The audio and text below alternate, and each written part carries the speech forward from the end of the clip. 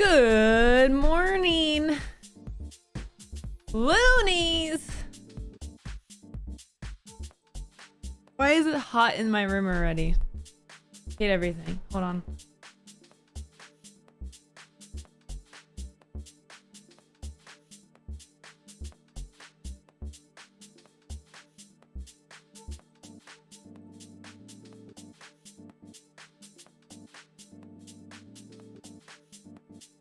Good morning, loonies.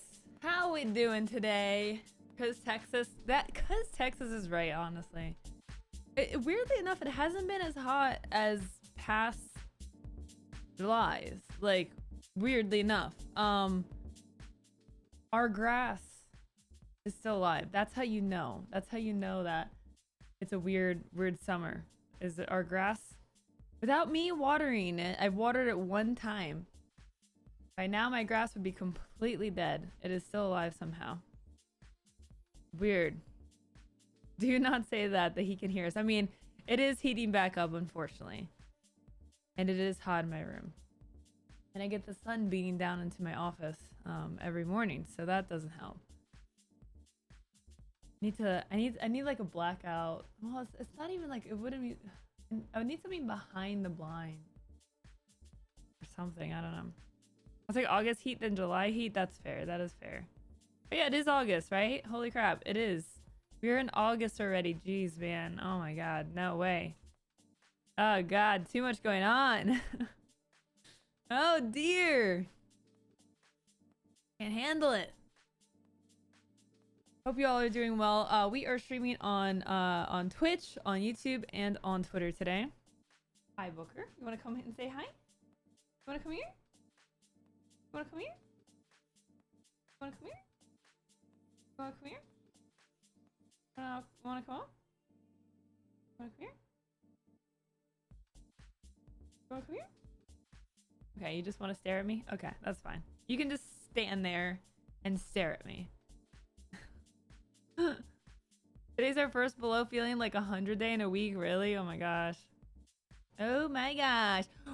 Wow, Braided's on a 25 stream streak. Holy crap, Braided. Is that the highest streak? 25? 25. Lowco 25 confirmed. Illuminati. Oh, she's on a 15 stream streak. That's crazy. That is wild. Especially because I tried to mess up everyone's streak because I was streaming on Mondays for like a year, and then I just switched to streaming on Fridays, and you still caught it. Still caught the transition. What's up, Spiffy? How's it going? How you doing today? Happy insert day of week here. It's Friday, okay? It's Friday. We're allowed to be happy. Okay, when I say happy Monday, it's a little bit of an oxymoron. I do understand that. But Fridays are actually, unless you work on weekends, of course. But, you know, we can't please everyone. Something we really have to realize and recognize. You cannot please everyone. It's not possible. That goes for like making content as well. Like, you just can't be the entertainer that everyone is gonna love. Like, it's just not possible. So hone in on your niche, like double triple down into what you like, what your interests are, who you are.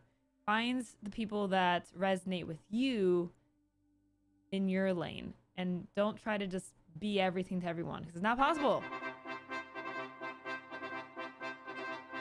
Alejo, how you doing, Alejo? How's the new job going? It feels like a Monday. It's because I'm streaming. It's confusing everyone, right? Because I'm streaming, it's making it very confusing. I understand. It makes sense. What's up, Jokester? How you doing? What's up, Resonate? Good to see ya. 60 years, Chris. 60 years of support. Thank you, Chris, so much for the 60 years. We get a 25. I was watching the movie Speed and noticed that's the number of the bus. Really? Can you imagine if I was like, that's how I got my 25? Is it because Speed is my favorite movie?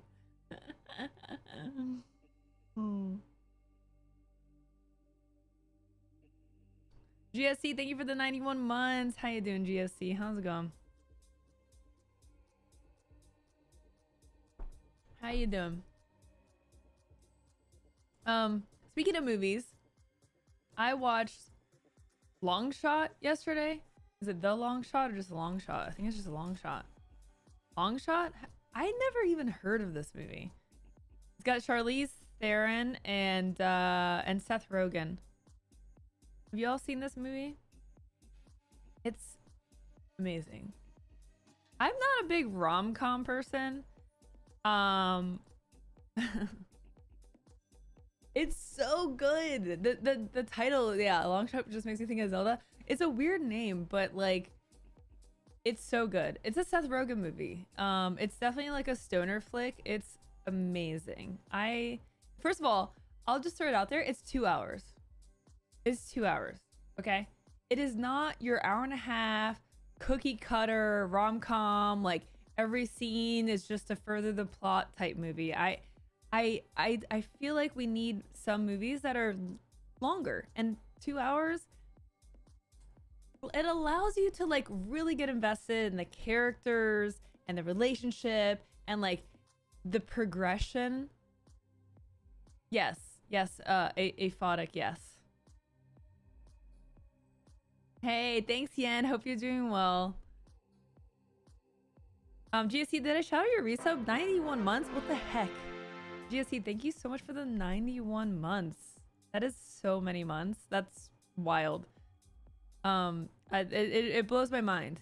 It blows my mind to see that continued support. Thank you so much, GSC. One of our esteemed longtime lurkers. What are we talking about today? Well, a lot of things that are in the title. We're going to be talking about Twitch. There is a new mobile app, and I'm going to attempt to stream and show you the mobile app. I did set it up yesterday. I tested it. It did work. Kickstaff dissed you. You must have spoke the truth. I don't know why I caught a stray like that. I wasn't even... I don't even know where that came from. It was very weird. I only actually saw it. I wasn't even tagged in the tweet. Basically, someone tweeted a clip of this, and like I didn't even notice it because I wasn't tagged in it. And I don't really go on Twitter much anymore, but I saw it because Zach Busty's mentioned in it as well, and so I saw his reply, and I was like, wait, that's my name. What happened? They involve Zach in it too, yeah, which is like so funny. We'll get into that. Okay, I'm gonna try not to get into it yet. We're definitely gonna get into it because it's honestly more funny than anything. Like it's like because it's so like not even remotely close to being accurate. Anyways, we'll talk about it. No, King. It's funnier than that because they have seen my content. In fact, they've professed profusely to like being a big fan and really appreciate my content. Which makes it all the more funny because they actually do very much know who I am and what I talk about.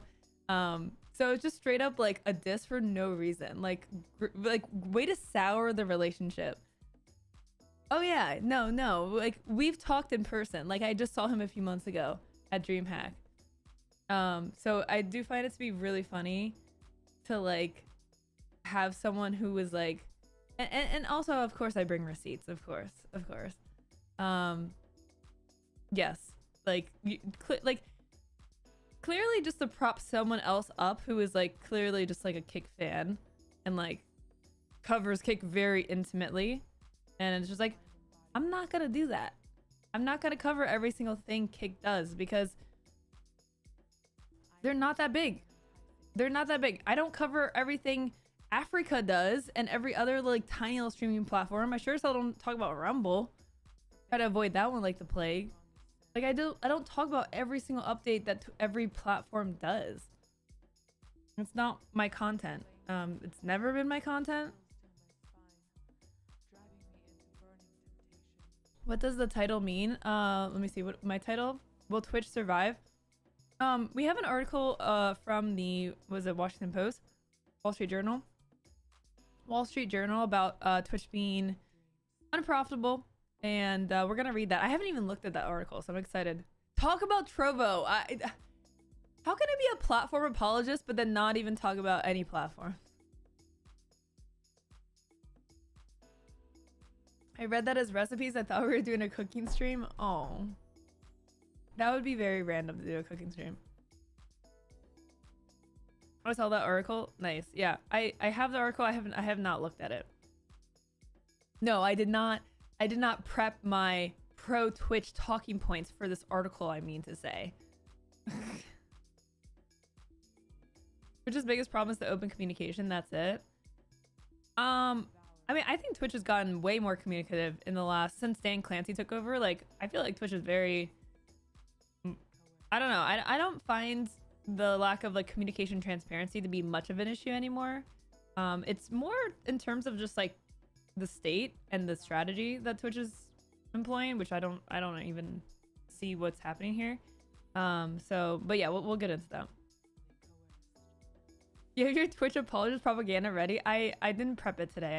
I did not have a chance, you know. I did not get prepped by the Twitch PR team that works with me directly to cover for Twitch.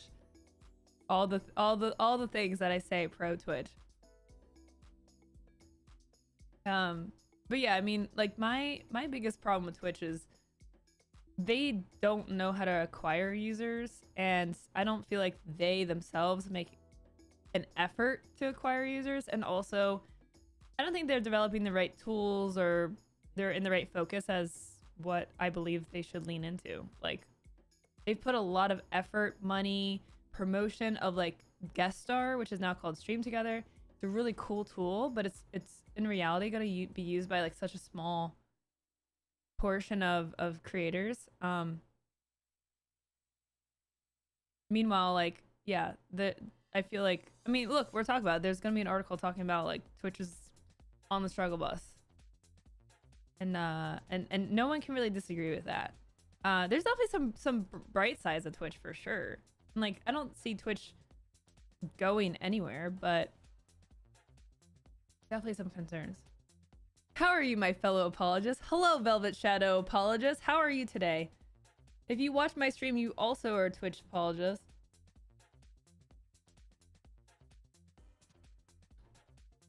Being on stage at TwitchCon makes you bleed purple for life no matter what. Yeah, You know me. Bleeding purple. I think like that, having like, look, I've worked at Twitch. I've been on this platform for 10 years, okay? I know this platform very well. Nothing that I've done with or from Twitch has affected the way that I talk about the platform. Because my focus is helping other creators. So I'm not doing anyone any good by lying to creators or misleading them in any way. Again, it's not really like an accusation I take very seriously, because like literally you can go and look at my VODs. You can go look at the titles of my VODs and what I cover and see that I clearly am not like in Twitch La La Land or something. It's just not even, it's so baseless. Lowco's a ramen cooking champion. I am a ramen cooking champion, yes. I do have that in my belt. What's up, Quake Powers? How you doing? All right, let me see what we got today. Also, if you're on YouTube or watching on Twitter, hello. Thanks for being here.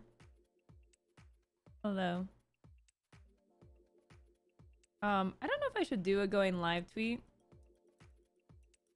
I'm live on Twitter, so I don't know if I need to do a going live tweet really, but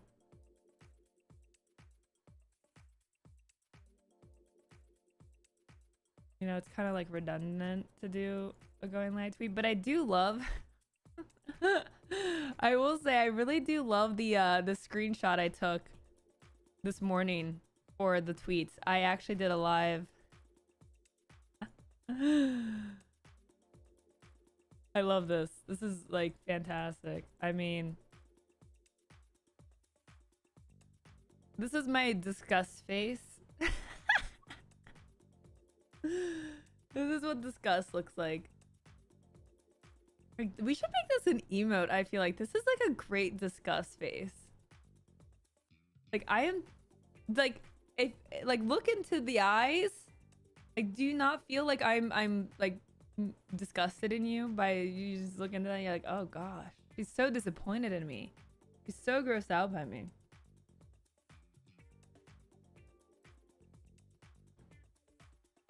Yeah, it's just fresh. We'll talk about that. We'll talk about that. Make that your Twitter profile picture. Oh my god, I'd have to lose a bet to make this my profile picture, guys. Come on. Come on, this is no bueno. We can't be having this. Loco frostbite. Yeah, this is the face I make whenever someone trolls. Boom. That should be the face to kick staff. This was the face to kick staff. Yes. This is in my thumbnail. This is what I took this morning in response to that. Make it a goal, chat now. Make it a goal what? To make it my profile picture? Oh my god, don't pressure me into this. You know I'm really bad with making goals, chat. You know I don't make goals very often because I'm very bad at making them. What's up, Jim pal? How you doing? Alright, fine. Oh my god. Why do I listen to chat? Alright, let me sign in my thing. Oh god, I'm gonna regret this. Okay, remind me later.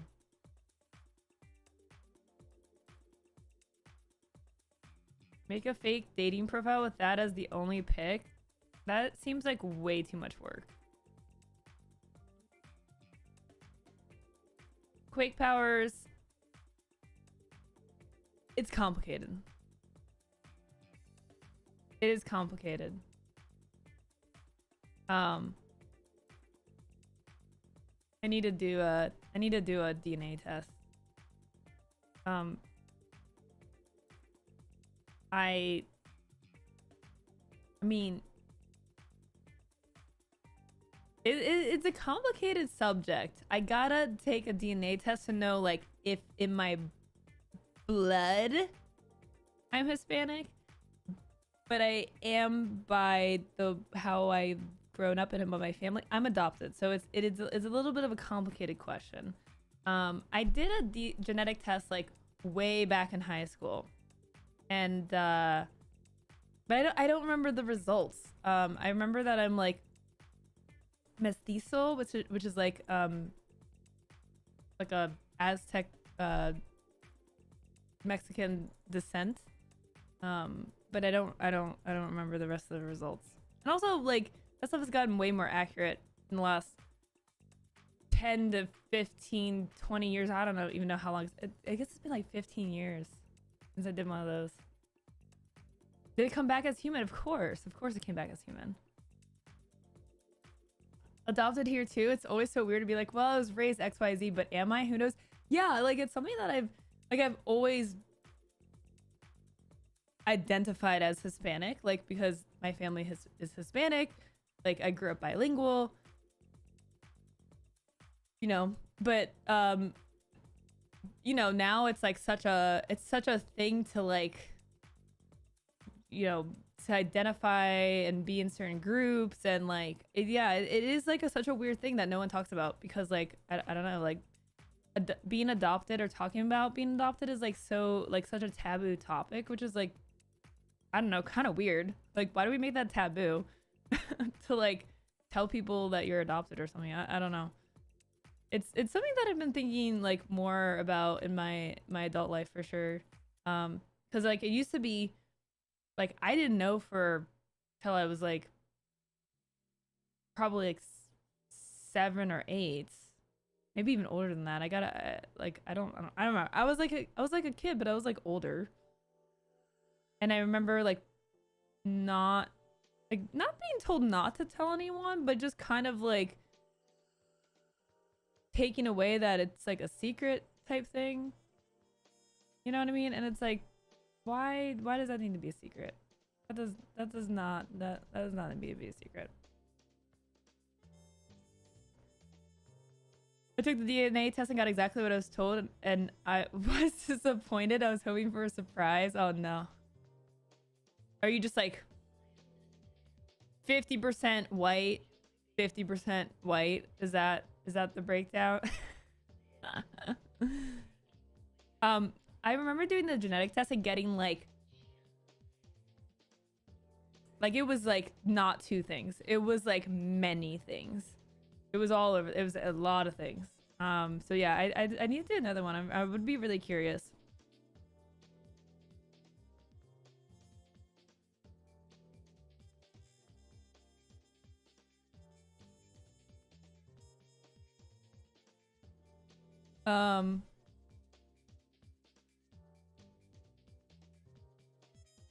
Okay.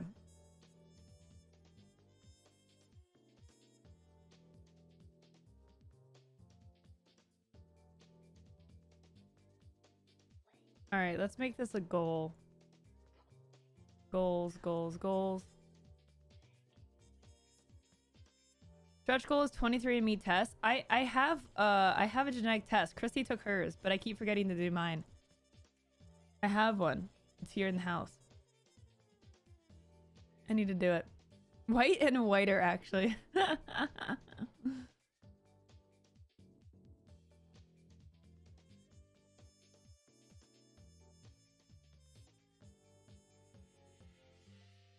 I'm not sure 23andMe is even around.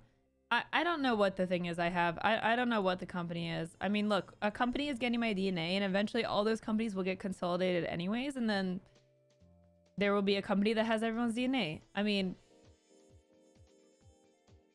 that's also a complicated subject. You know, like, obviously the invasion of privacy is like feels bad, man, but also like from a science perspective, there's probably so much that can be learned and like solved and understood by like just collecting and you know, analyzing everyone's DNA. And then also there's like, oh, they, you know, oh, they're gonna make a clone. Yeah, they're gonna make a clone army, and I'm like, are they gonna really pick me for that? Like, I mean, if they're gonna clone a person to make an army or to, you know, I don't know, be a brainiac scientist, like whatever, mastermind. You think they're gonna pick you? I don't think they're gonna pick me. You know, I would say I mean, I would definitely have above average IQ, but like, I could be athletic if I actually worked out. You think they're gonna pick me to do anything? And even so, I'm not they're not like extracting my brain and my thoughts and my memories. So like, I don't even know, you know, I wouldn't even know that that's happening. You know what I mean? I'd probably be dead before they even use my DNA for anything. So, I don't know. I mean, I feel kind of two ways about it.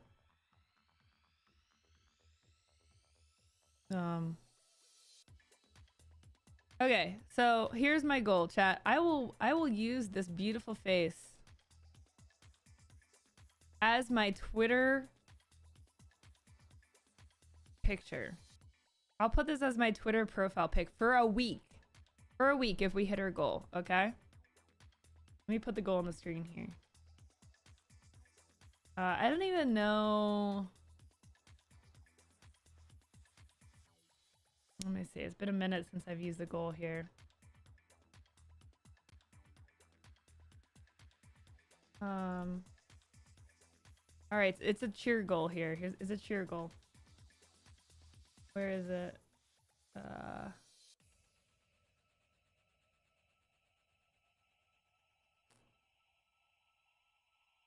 Goal bar. Goal bar. All right.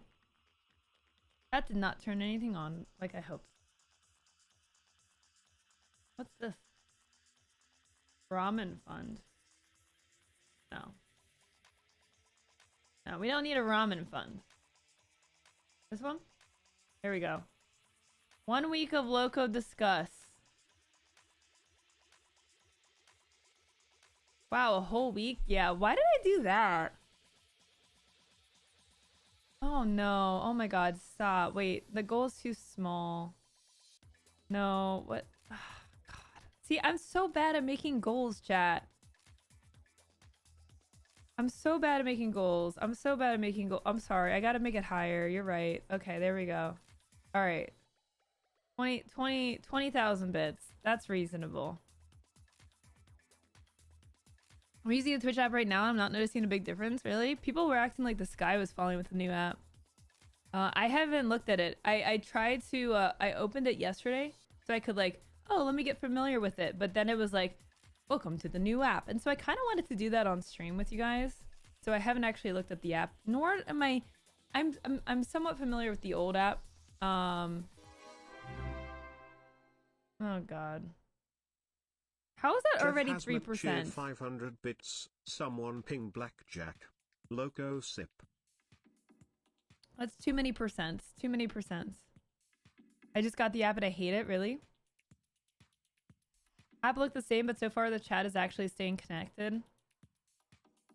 I mean, they spend a lot of effort redoing the mobile app, so I'm definitely really curious. But yeah, I have no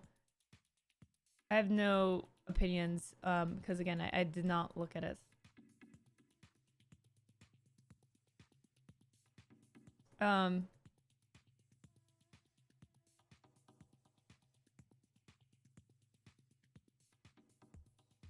Yeah, so hey, look, if we hit our goal, I'll put this up as an emote as well. I wonder how it would look small. I'll make this into an emote for the stream if we hit our goal. See, why do I have,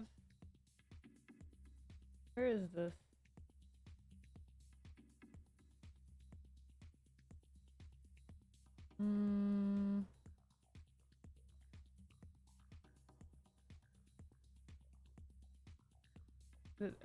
It's gotta be this.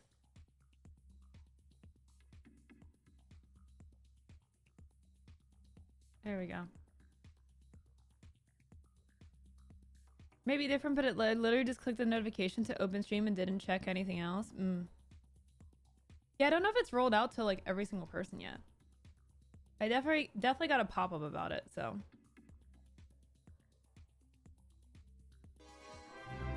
Will be the biggest meme face on the internet by end of year? Please, no. Arana cheered 300 bits. To summon Blackjack, we have to say his name 3 times. Oh my god, don't summon Blackjack. It'll all be over too quick. Don't summon Blackjack. That's like a guaranteed like goal reach. Come on, chat. You guys have to struggle a bit, okay? Give me hope. Make me think like it's not gonna happen. To be fair, you have like 2 hours to get it done because I have a hard cutoff at 1 p.m. Eastern. And also, chat, your new job on Fridays, by the way, is to remind me when it's like 5 till so that I can like wind down the stream, because last week I didn't realize it was 12 o'clock or 1 p.m. Eastern time until I started getting like a Slack call for the weekly stand-up that we have, and I was like, oh god. Jeff Guys, cheered 300 bits. Blackjack, blackjack, blackjack. Chef, do not summon Blackjack, please. No. R3ZN8 cheered 300 bits. If Blackjack gets summoned because you guys, I'm increasing the goal. That's what's gonna happen. If Blackjack walks in here and says hi LOL, goal go up. Goal's going up. Okay? Because you guys can't cheat your way to victory here. It's been a long time since we've had a goal and that you've hit a goal. I do not want this on as my Twitter pick. Why did I agree to this? Oh god. Cheered 300 bits. Blackjack, blackjack, blackjack. That was not stated when you made the goal. Look, I can say whatever I want, okay? I don't even know what summoning Blackjack means, and yet you didn't resonate.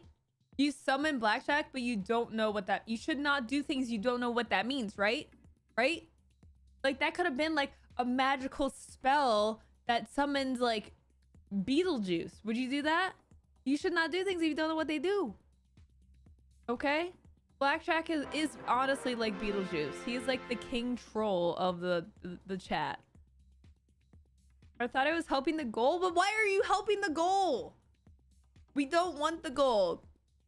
Goal bad. Goal bad. Goal very bad. We don't want it. If you want to help me...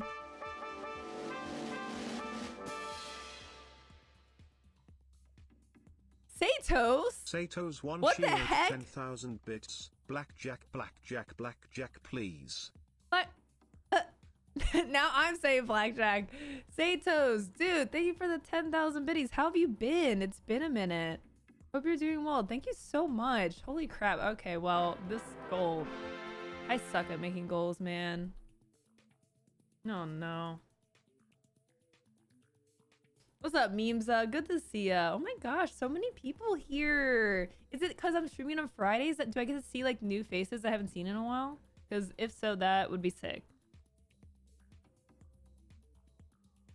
What's up, Ninja Flippy? Hey, Ty. So good to see you. Oh my god.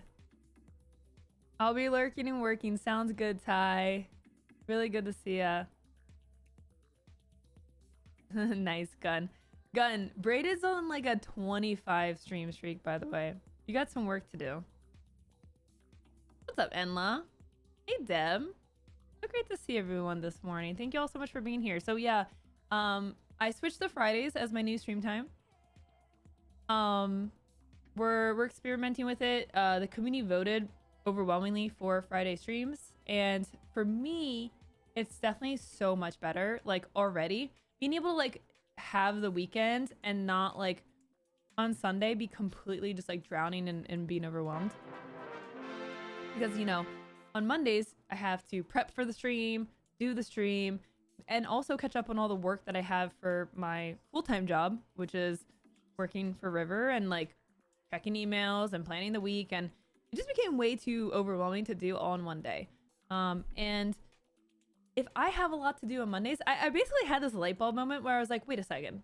If I have like a ton of stuff to do on Mondays, like there's stand-ups and there's checking all these emails and planning for the week, wouldn't my viewers who are likely working during the week also be overwhelmed on Mondays and maybe not be able to watch? 1981 shared 1,600 bits. Happy long weekend, everyone. Lowco. Frostbite, thanks for the 1,600 biddies. Wait, oh god, what are we at? 68%. Almost nice. Almost nice goal. Oh, there we go. Thank you, Lightling. Thank you for getting us to 69%. I appreciate that. Chuggernaut, thanks for the 58 months. So good to see you, Chuggernaut. Oh my god, I feel like I'm seeing so many faces I haven't seen in a minute. Very nice goal.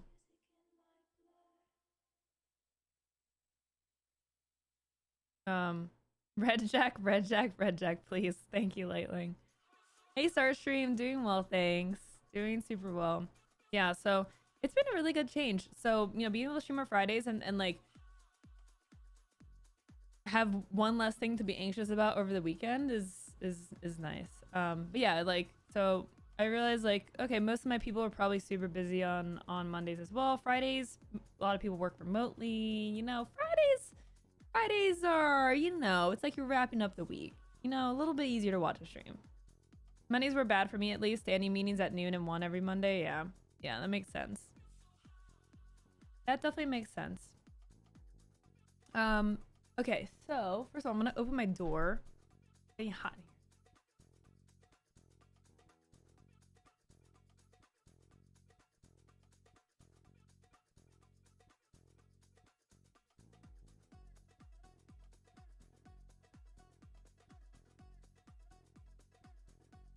Good to have next Monday off. Nice.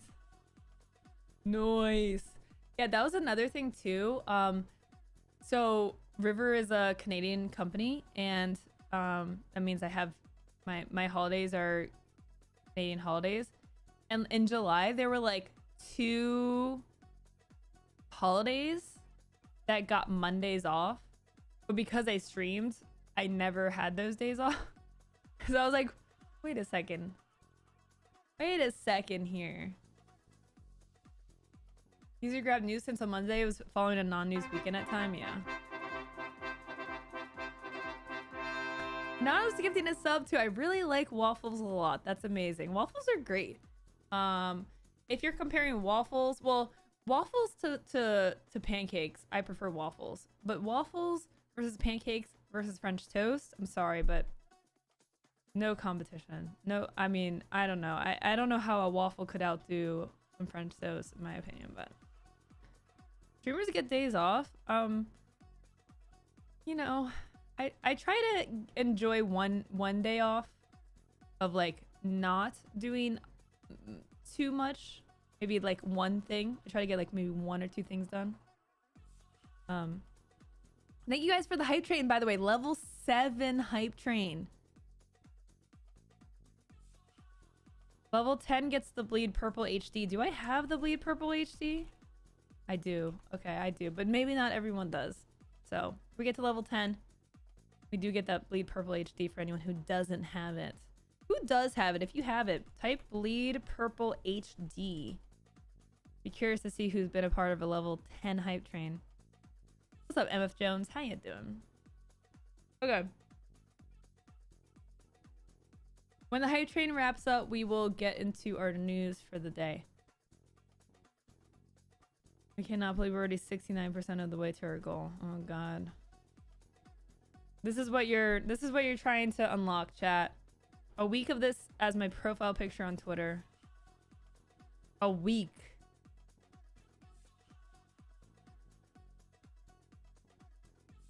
Terrible. I mean, again, amazing Lowco discuss. Like, I took this on one shot, by the way, I will say. One screenshot. I nailed it. I nailed it.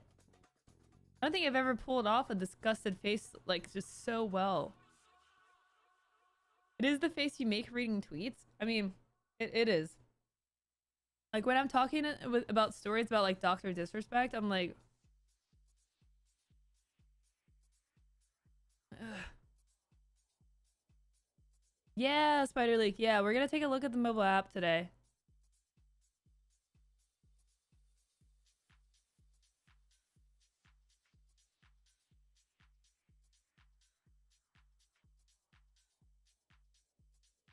If you ever looked at me like that, I'd die.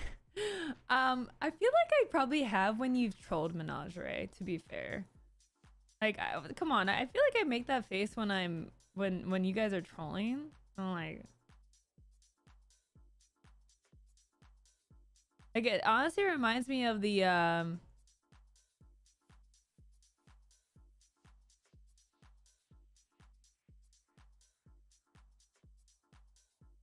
it kind of reminds me of I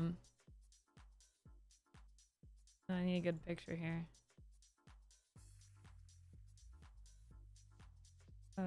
Open image. This is what it reminds me of.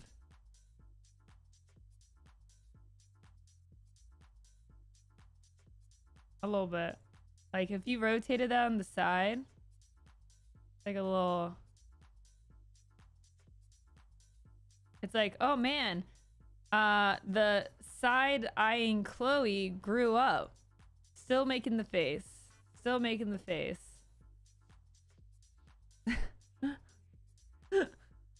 Alright, let's get into our news, chat. You're not actually that disgusted by trolling because you secretly like it?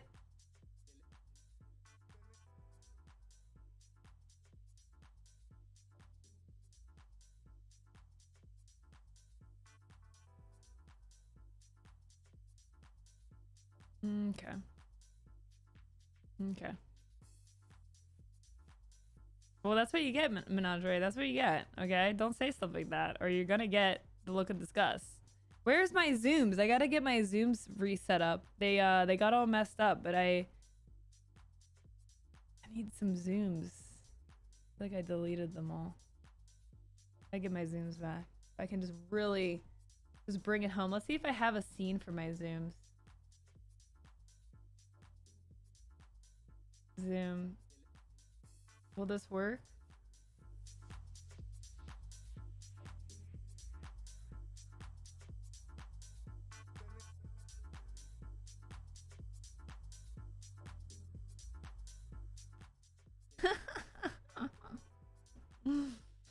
There we go.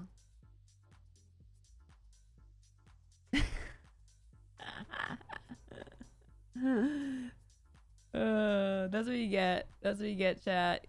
That's what you can blame Mena for that. You can blame Menagerie for that. There you go. Can we get a Lowco Moly?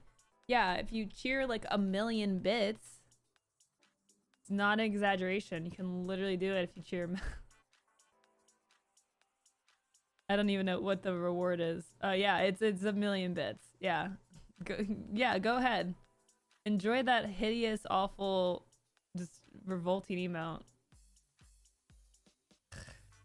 All right.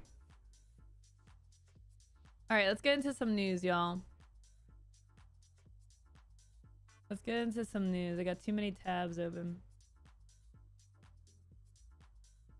All right, so we had some Disney Marvel news from, what was it, Comic-Con come out.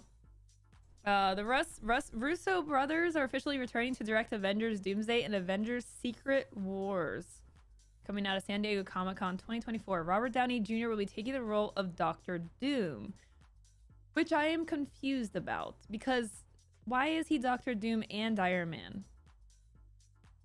Is it like supposed to be part of the lore that like is it Tony Stark? Is Doctor Doom Tony Stark? Or is it like he's just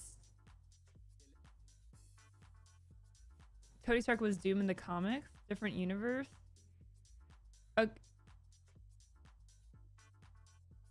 Is it Tony Stark or is it Robert Downey Jr. playing like a different character? That's what I like. Multiverse is easy, right? Like whatever. But is it like Robert Downey Jr. just playing two different people, or is it Tony Stark is Doctor Doom? I guess this article will probably explain that, right? It was confirmed that Robert Downey Jr. started off the MCU as Tony Stark / Iron Man, will be taking on the role of Doctor Doom. As it stands, the Russo brothers will be directing both Avengers Doomsday for May 2026 and Avengers Secret Wars, and Downey Jr. will be leading the charge, but this time as a villain. See, I don't know. It's not really explaining.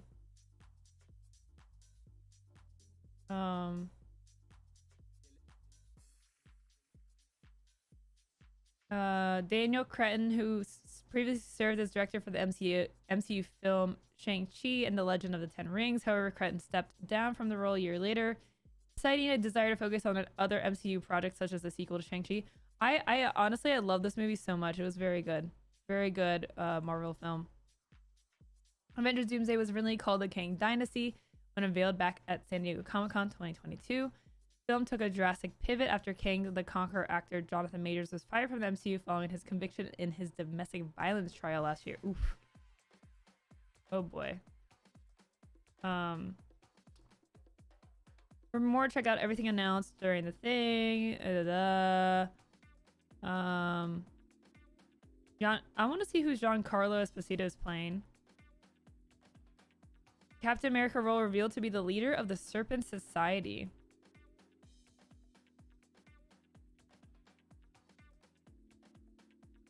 Here's the oh wait, this is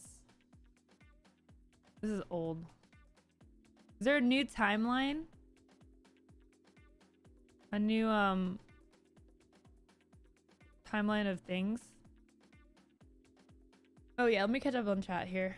It's entirely possible that the Stones did something with Tony, but yeah, you know, comics. Comic fans might throw a hissy fit if they made Tony be Doctor Doom. Doctor Doom is Victor Von Doom. See, if there's some sort of like comic, historic, some sort of reason that like Tony Stark becomes Doctor Doom, I would understand that more than picking an actor to play two different characters in the same universe. Because if that's the case, if it's Robert Downey Jr. is playing Victor Von Doom, aka Doctor Doom, I would hate that. There are so many actors. Why would you pick the same person in the, to do two different characters in the same universe? Or whatever. Multiverse, whatever. The same. It's all in the same thing. The same company, okay? The same company. If that's how we gotta say it, the same company. Why we gotta do that? It's in an alternate universe comic. Tony Stark becomes Doctor Doom. Okay, well, this doesn't really explain that very well, but shock value for the other Avengers.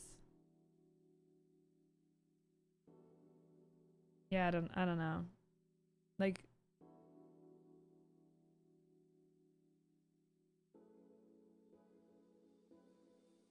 it's kind of weird. It's kind of a weird choice.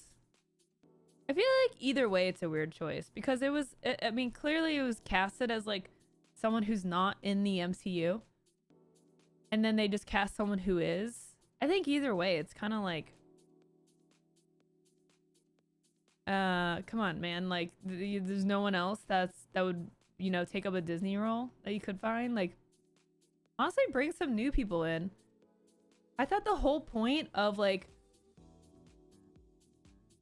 the recent I don't know, chapter or time, like you know, the phase was to like bring up the new generation of heroes. Like, you know, no more Scarlett Johansson, like, you know, the Hulk's retiring, you know, all these characters. Captain America's getting a new role. Obviously, Iron Man was supposed to not be around. So, like, what gives? All the new movies have bombed, though. What new movies have bombed? I think they're in panic mode that they aren't performing like the previous phases. Well, like theater has changed in the last 4 years, right? Like with the pandemic, like people completely stopped going to theaters and it's only now coming back, but it's still really unaffordable to go see a movie. So people aren't going to see as many movies. Also, a lot of movies are coming out on streaming very quickly right after theaters. So there's even less of like, I feel like the box office numbers, like it's not an accurate measure of like success. And honestly kind of reminds me of like people calling like a game a dead game. Even though the game is fine and doing fine and has done fine. I don't know. It's kind of like the same type of thing. Well, the box office numbers. Well, like, is that really an accurate measure of like the movies? Like, Mad Max Furiosa did not well in theaters, but it was like a very good movie. I mean, I think I liked it better than the first Mad Max. I know that's probably controversial, but it was so good. So I don't know. I saw Twisters and Deadpool on the same day for the same price. Clever.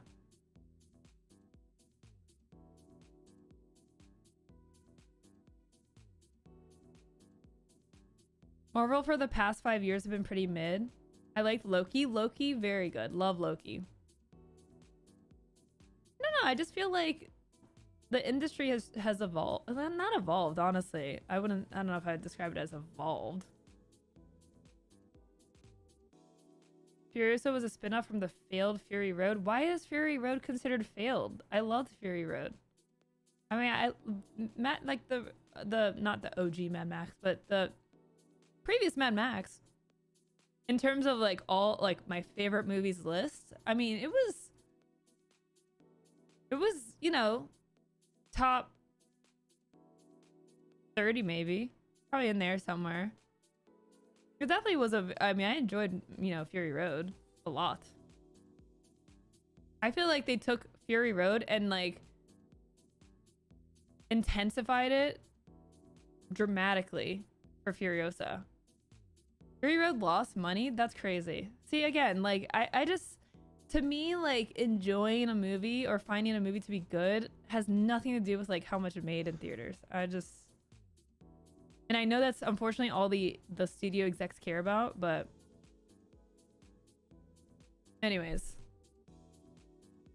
I feel like whatever they're doing here, they could have, I guess, like, if it's a Tony Stark related thing, I can understand that a little bit more. But if it's just like it's just like Robert Downey Jr. doing another role, I hate that decision. Like, there's just so many talented people out there, and I mean, especially with like how many layoffs and you know, workers are striking for better wages, and you're gonna pay someone like Robert Downey Jr., who's gonna cost like just a ridiculous amount of money, probably like half the movie's budget. Kind of silly. Actually, speaking of, I didn't even pull up an article for this. Speaking of layoffs, Bungie laid off some people this week.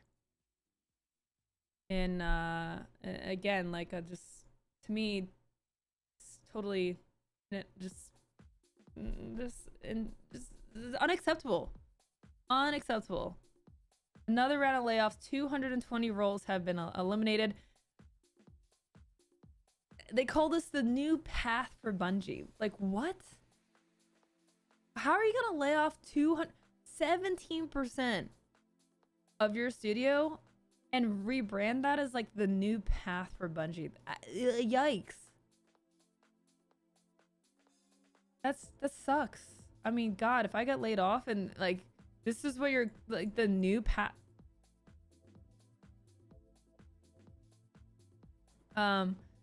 Pete Parsons, who I believe is he the CEO of Bungie, studio head? I don't know, like CEO, right? This morning I'm sharing with you all some of the most difficult changes we've ever had to make as a studio. Also, let me turn off my music. Due to rising costs of development and industry shifts, as well as enduring economic conditions, it has become clear that we need to make substantial changes to our cost structure and focus development efforts entirely on Destiny and Marathon.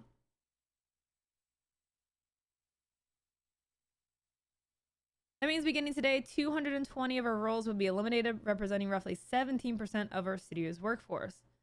These actions will affect every level of the company, including most of our executive and senior leader roles. But not you, Pete Parsons, but not you. We'll get to you in a minute. I might need someone to grab some tweets from me on this though. It might be in the replies, honestly.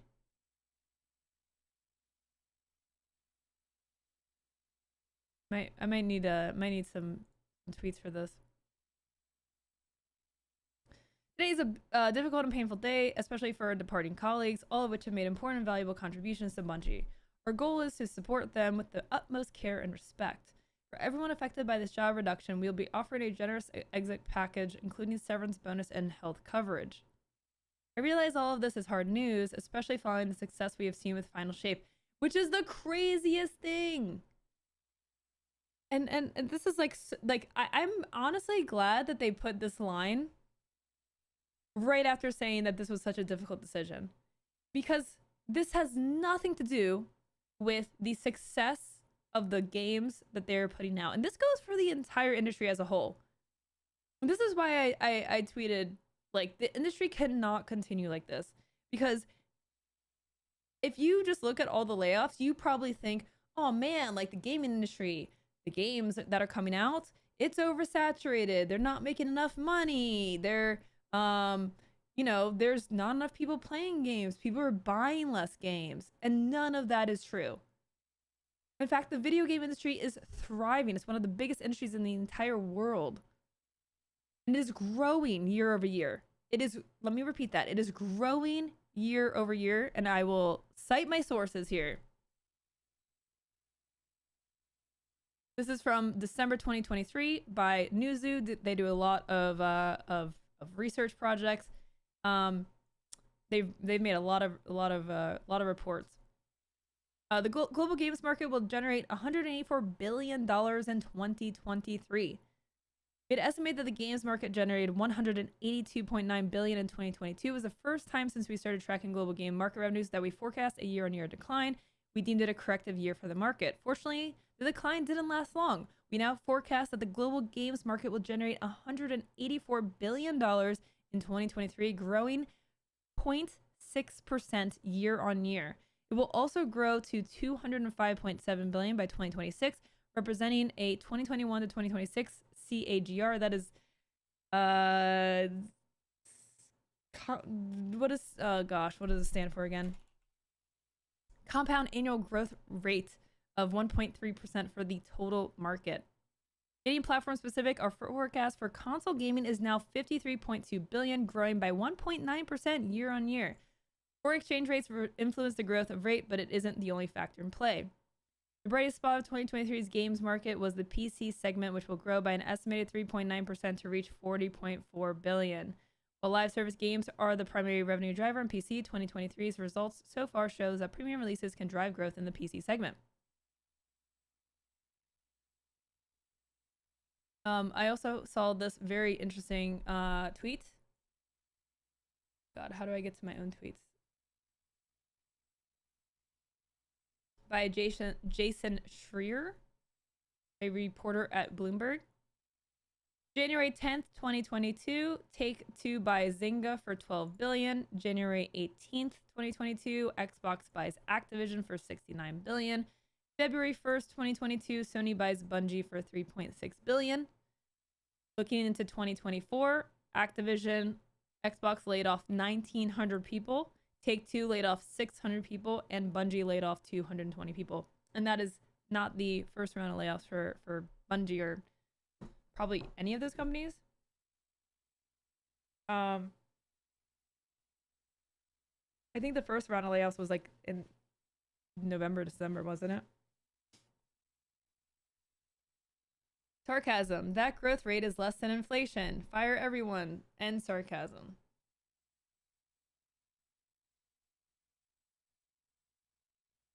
It is.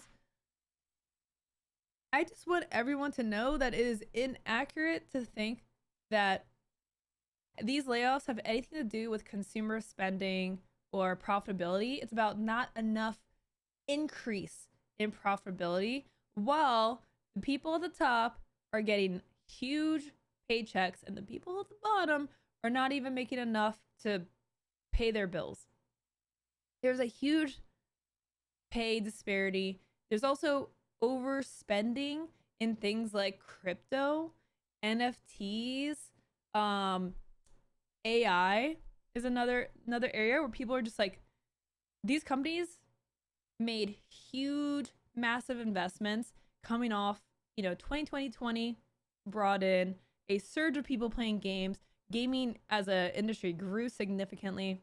Everyone was home buying games, and these companies have overspent into sectors that just honestly don't make much sense. I mean, this actually ended up paying off for Activision. Like, I'm not saying any of these these acquisitions resulted in like losing money. In fact, again, I should have bookmarked this, and I don't know why I didn't do it. Let me see if I can find this.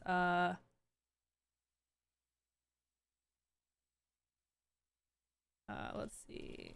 Activision. Let's see if searching for things actually works.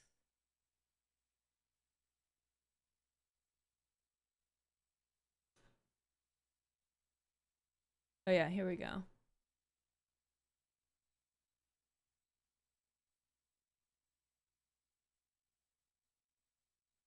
Here's an article from The Verge talking about Microsoft Cloud revenues roll again in Q4 as service continues to dip.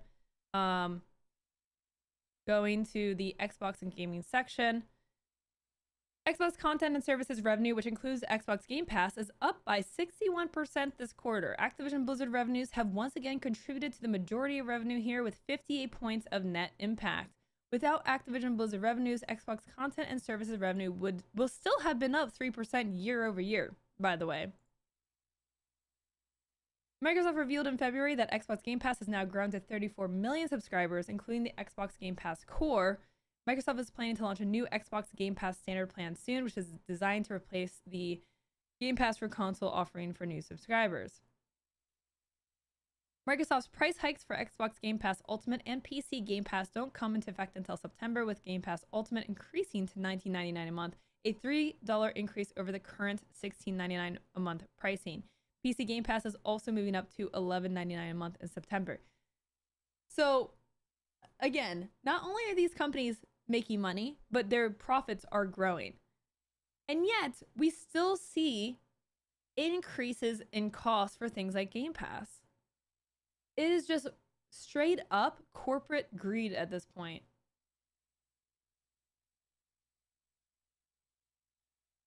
How can you say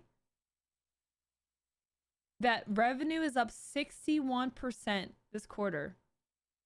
61%. And yet, the price hike, I actually thought this was because the price of Game Pass went up. No, that hasn't even happened yet. They're just continuing to just squeeze every last dollar out of every single one of us. And it is just disgusting. It is disgusting, especially when you have layoffs like this. These are people's lives that get completely uprooted and screwed over so that your CEO can make millions of dollars and your shareholders can make millions of dollars. This is hard news, especially following the success we have seen with Final Shape. It is no longer enough to make good games. I honestly don't understand how anyone can even stomach working in the games industry anymore. I mean, and I know people that have left gaming because it is just so just vile. It's absolutely vile.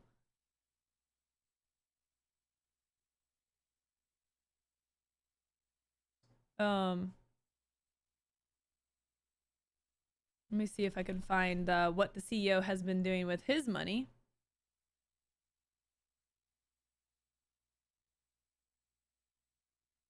Let's see. Trying to find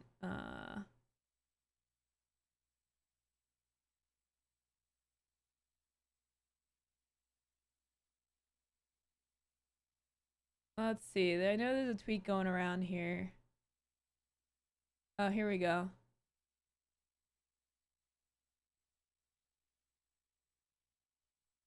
Bungie CEO Pete Parsons reportedly spent over $2.3 million buying classic cars after the Sony acquisition. This was uncovered the same day he made a statement saying they laid off 220 employees because the company has been dealing with financial challenges.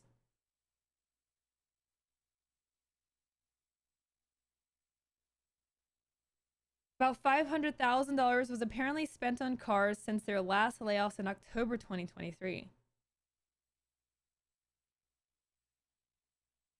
Games industry criticizes Bungie management CEO Pete Parsons in wake of layoffs. Inexcusable. Honestly, like, lay yourself off if the company's doing so bad. It's disgusting. I hate this. It's just evil. Evil.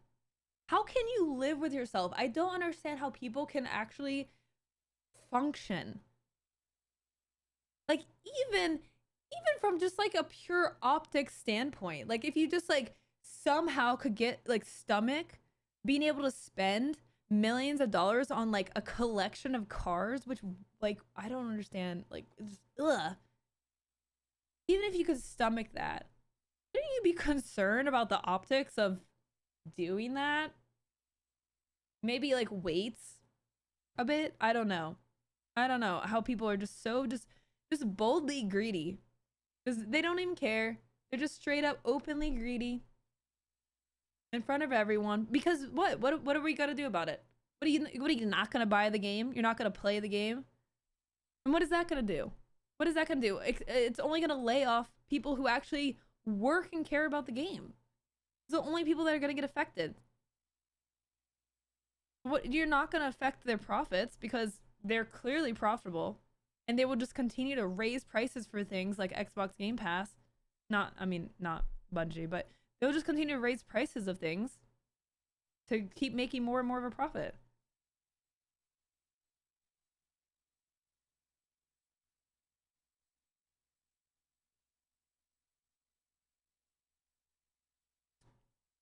Quite a few employees who were laid off, along with other members of the game's industry, have taken to social media to share their concerns and criticisms about Bungie's management, with many even demanding that Parsons step down. While fears of layoffs were reportedly prevalent within the studio, many employees expressed that their own layoffs were unexpected due to recent actions taken by leaders at Bungie. One music designer shared that they were reassured that they were needed, only to be laid off today. There's nothing I could have done to not be laid off. Of course not. Like, it's never like your fault for getting laid off. Another employee shared that she was laid off just a month after being promoted. I didn't even tweet that I got promoted last month, but now I get to tweet that I got laid off, so there's that. Gonna miss my team. Meanwhile, employees at Bungie who were unaffected by the layoffs have also made posts in support of their now former coworkers. Bungie's global community lead, known as DMG04 Online, called the layoffs inexcusable. Accountability falling upon the workers who have pushed the needle to deliver for our community time and time again. A few people also noted that Bungie's player support team was heavily impacted. One employee noted that her, quote, whole team is gone, while a former community manager whose position was eliminated during Bungie's last round of layoffs noted that player support employees dealt with harsh conditions and, quote, worked harder than anyone else through weekends, holidays, and the pay was atrocious, only to get tossed out so LY could get their personal buyouts. Throughout the games industry, others have criticized Bungie's management, with many in the Destiny 2 community attributing the layoffs to poor decisions made by leadership. Yes. I mean, yes.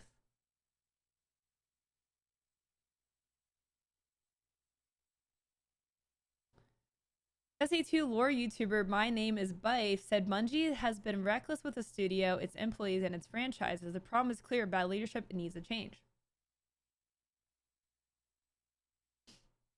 Pirate Software made a point in terms of the CEO pay taking a cut rather than firing people. The salary of 220 devs would have been around 15 million for the year. CEO pay wouldn't cover it.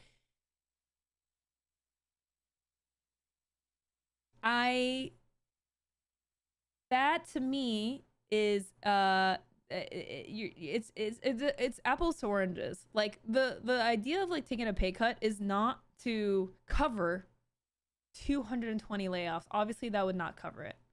But it's also like not like 220 roles have been permanently eliminated from the company and like they will forever save that amount of money.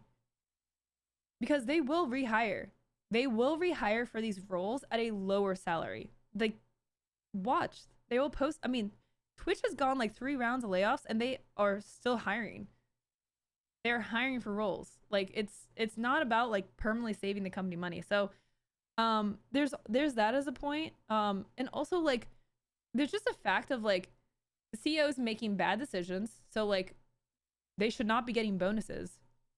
So the CEO deserves bonuses for the game doing well, but the employees who actually made the game, they get fired. How is that fair?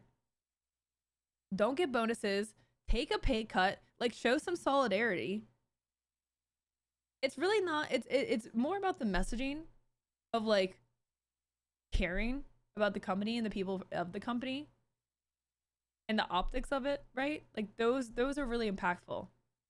Also, that is a couple jobs. That is a couple of jobs worth of pay. Several. I mean, that'd be several jobs. So again, like calling for a pay cut. I'm not even calling for a pay cut. I'm calling for a firing. Leadership needs to be changed, not a little slap on the wrist. They need to go. If you mismanage this much, and honestly, just the concept of having to be not just be profitable, but being more profitable. It is unsustainable in every industry, and that is why we're kind of seeing everything fall apart right now. That's why we're seeing our whole society fall apart. Things are getting just atrocious in price because it's no longer about making cool stuff. and being happy that everyone can eat. It is about the people at the top making more and more and more on top of their piles of cash every single year, every single quarter. I mean, this should say everything. 61% increase in revenue this quarter, just in the last quarter for Xbox. And yet we have a $3 price hike coming to Xbox Game Pass. There's just no reason for it. No reason for it. The system is broken, guys. The system is broken. It's not right. I haven't even gotten through this stupid post because I'm just so infuriated by the fact that you can actually say the success of Final Shape in the same post as laying off 17% of the people who helped make Final Shape.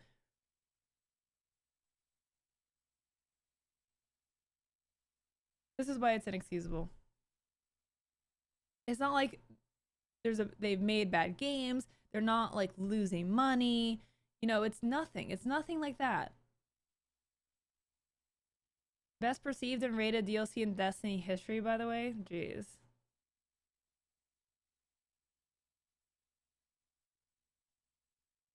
But as we've navigated the broader economic realities over the last year, and after exhausting all other mitigation options, really, this has become a necessary decision to refocus our studio and our business with more realistic goals and viable financials.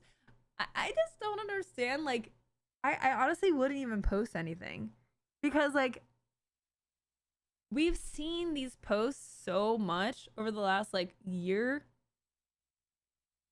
It means nothing. It means nothing. It's all a load of BS. Like, we know this already. It's all crap. Like, why do we have to go through? It's insulting. I mean, it's just insulting to act like this is like something that was necessary to do at all. Like, it's not. Like, we all know this. You can't hide your financial information because you actually have to publicize it. You know, it just, we know really what it is. Like, come on.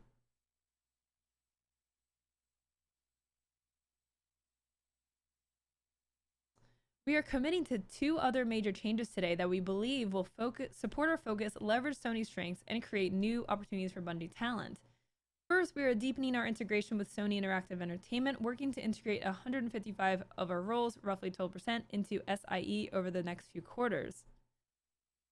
Sony has worked tirelessly with us to identify roles for as many of our people as possible, enabling us together to save a great deal of talent that would otherwise have been affected by the reduction in force. Second, we are working with PlayStation Studios leadership to spin out one of our incubation projects, an action game set in a brand new site. This is so tone deaf. This is so tone deaf. Hey guys, but we're making a new game. We're gonna form a new studio. We're gonna make a new game. We're gonna hope that it's successful, and whatever the outcome, we're gonna fire these people when it's done. Like, how is this a change of anything? It sounds like you're going to repeat the same things. We're gonna be here. I don't know, like, I mean, it's gonna take a long time to make this game. In 5 years, we'll probably have the same thing. The studio will release their game in 5 years. We're gonna go through the same exact thing.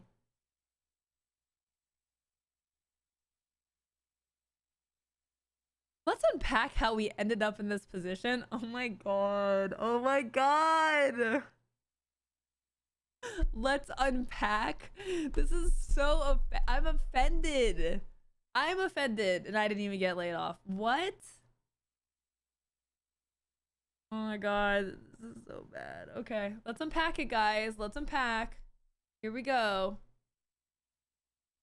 For over 5 years, it's been our goal to ship games in 3 enduring global franchises.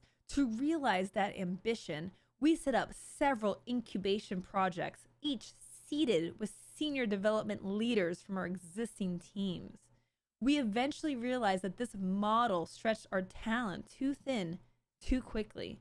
It also forced our studio support structures to scale to a larger level than we could realistically support, given our two primary products in development, Destiny and Marathon.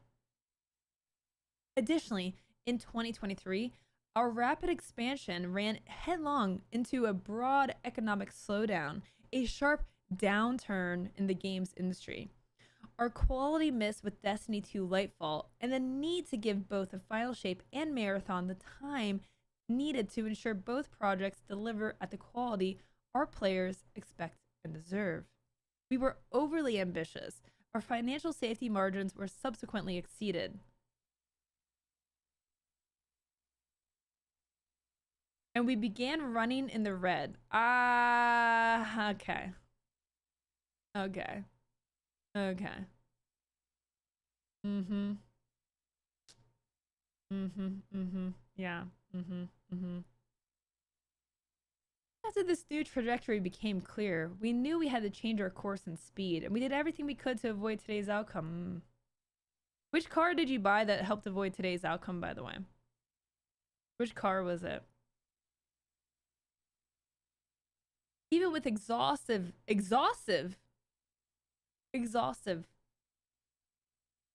efforts. I don't know. Exhaustive means that there were no other options. Exhaustive is like you exhausted. You like, do you know what being exhausted means? Because I would guarantee that you do not work nearly as hard as the people who are the support staff for the game, who are trying to launch a title under your crunch conditions, like undertaken across our leadership and product teams to resolve our financial challenges. These steps were simply not enough. As a result, today we must say goodbye to incredible talent, colleagues, and friends. This will be a challenging time at Bungie, and we'll need to help our team navigate these changes in the weeks and months ahead. This will be a hard week, and we know that our team will need time to process, to ask questions, and to absorb this news. Today and over the next several weeks, we'll be hosting team meetings and town halls, team breakout sessions, and private individual sessions to ensure we are keeping our communication open and transparent. Oh god. This corpo speak is just giving me a headache, guys. Bungie will continue to make great games. We still have over 850 team members building Destiny Marathon, and we will continue to build amazing experiences that exceed our players' expectations. There will be a time to talk about our goals and projects, but today is not that day. But you did already talk about goals and... What do you mean? Today our focus is on supporting our people. Okay. Aww. Use a lowercase p, you know, because it's personal. It's like he's writing a letter and has no grammar. That's all. He's so cool and relatable. Wow. Pete, he's just like us. You know? All of us who own 7 cars that are worth millions of dollars. Just to have a collection. Collecting cars. If you are at the point where you can collect cars, where you can say that you collect cars, like you collect Pokemon cards, I feel like you didn't exhaust all your options for, you know, where you're spending your money. But that might just be me. Pete Parsons cars. What cars did he get? I mean, we should at least admire the cars that he bought. You know? I mean, he bought them to show them off, right? So, I mean, we might as well take a look. Sony purchased Bungie for $3.6 billion in 2022. Following the sale, Bungie CEO Pete Parsons purchased over 20. Oh, I'm sorry. I said 7 because I assumed it was a couple of cars. My bad. He just since 2022, he has purchased over 20 classic cars. Over 20. Just like us. Lowercase Pete. He's just like us. According to his account on the website Bring a Trailer, he continued buying them even after mass layoffs at the studio. Parsons, who has been executive at Bungie for over 2 decades, has faced lots of public criticism over the last year for Bungie's struggles around the evolution of Destiny 2 and leadership decisions that led 100 staff to be laid off last October. A tweet from the CEO thanking those cut for their contribution to the company was accused of being tone deaf at the time. The longtime boss faced calls to resign again today, even temporarily locking his account on Twitter after announcing that 220 more employees would be laid off. Over 100 others would transition to Sony Interactive Entertainment, and a smaller team would be spun off into a separate PlayStation studio in a deepening integration that read to some like a final Sony takeover of the once internally independent publisher. Do I have to hit this button to continue reading? Okay. But that statement comes just 2 months after Parsons was seemingly the winning $91,500 bid for a baby blue 1961 Chevrolet Corvette on the vintage car auction site Bring a Trailer.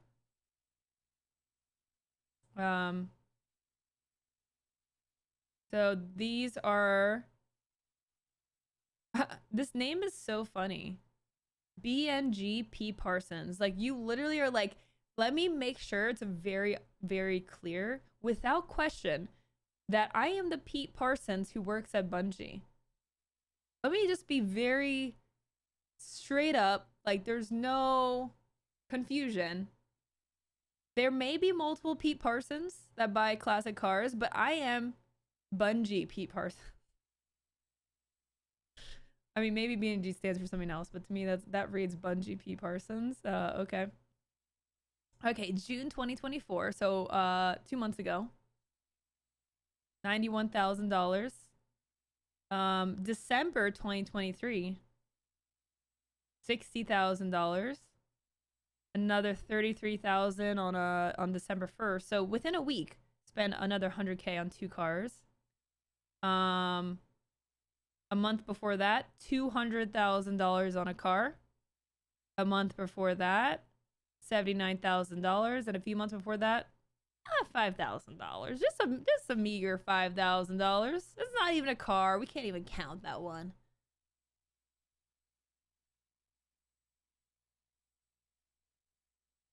When were the layoffs?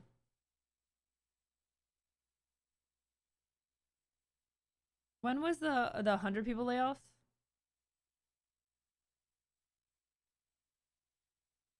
This is why is this the same article?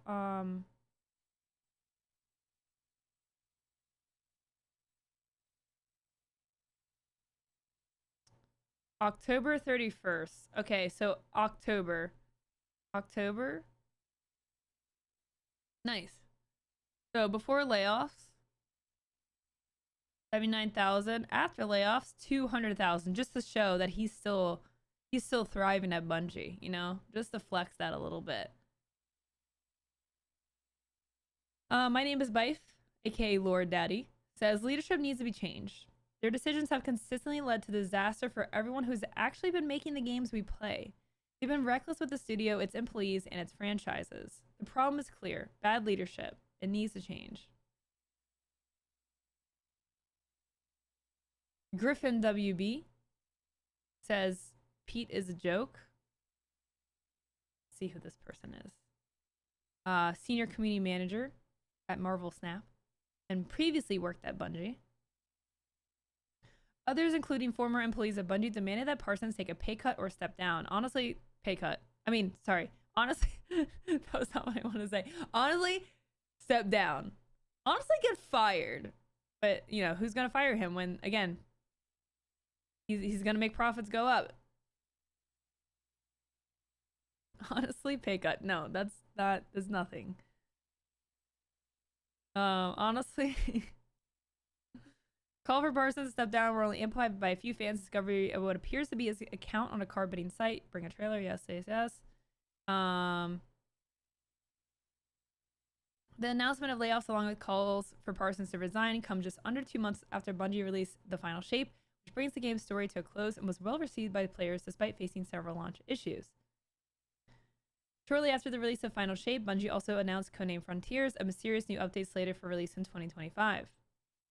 I'm like, what year is it? Following October's layoffs, a Bungie developer described the studio's morale as soul-crushing, with other developers describing mounting fears of more cost-cutting measures as well as total Sony takeover. And you know, we don't talk enough about how layoffs affect the people that are still there. Like, it affects morale, it affects productivity, it's going to affect like loyalty. I mean, the people that there's a lot of survivor's guilt that comes around when you get through layoffs. You're like a survivor of the layoffs. Like, it's bad for everyone. Layoff survivor's guilt is very, very real. Ugh. I'm sorry, Mr. Hex. Enzer, we will talk about the Twitch mobile app here soon. We got a lot to talk about. I gotta hurry up. Following the replacement of Marathon's director, one source with knowledge of Bungie's budgeting told IGN that something will need to happen to curb costs unless Final Shape does so well to cover the gap and people can move to Marathon, referring to fears of another round of layoffs following the Final Shape's release. Yikes. Can't imagine being in that state in a job that requires as much of your soul as game development. Yeah. I don't blame people for leaving the industry. I don't know how, like, I would not be able to do it. No. The people who left have to take up all the work from the people who were let go. Yep.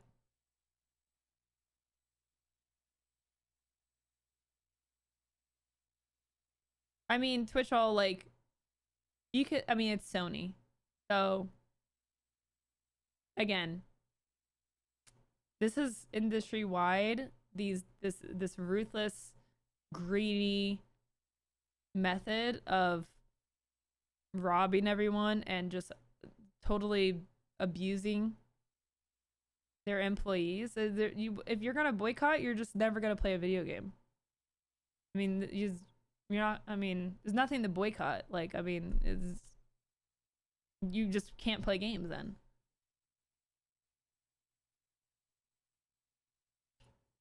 Oh gosh, I just spilled water on me. Love that journey. Okay, chat, I'm gonna take a quick break. When we come back, we will go over the mobile app. We'll take a look at the new app here.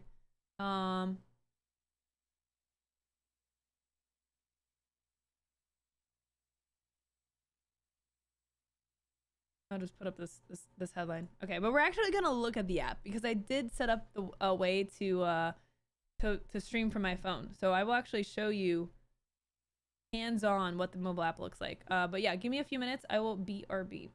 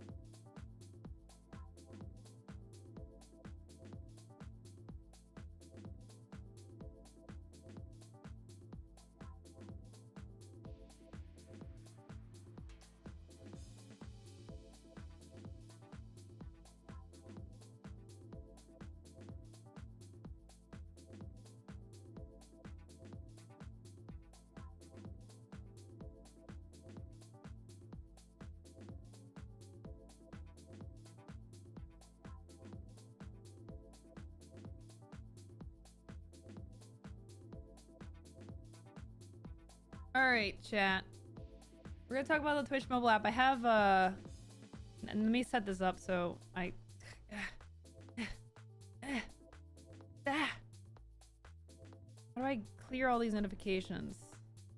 For some reason, it only lets me clear like half my notifications. I don't understand. Clear, clear, clear, clear, clear, clear, clear, clear. Ah, clear.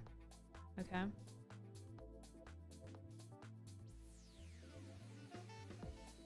Okay.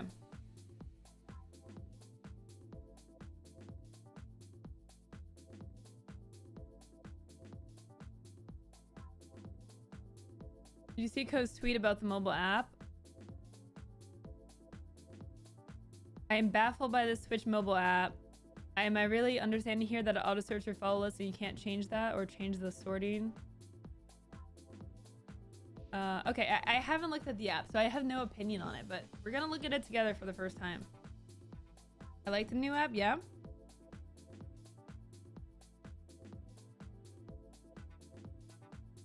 All right. So, how do I best do this? I think I'm gonna go full screen.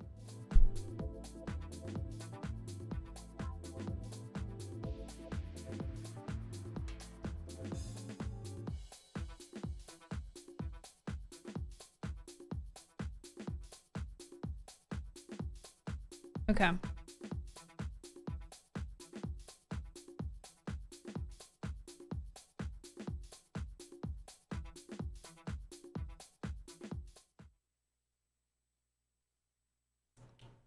Now, if I did this right, then it should be...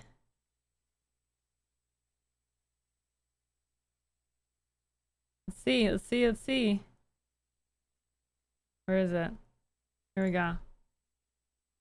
All right. Da, da, da, da, da, da, da. Look at that, chat. Gotta crop it. Technology. It's the future. I guess I can... I don't think that's gonna show anything. So there we go. Hey! It's like she's a professional streamer or something, chat. Alright, let me get chat out of my face. Chat, I love you guys, but like... Get out of my face. Here. You can have a little spot up here. Okay.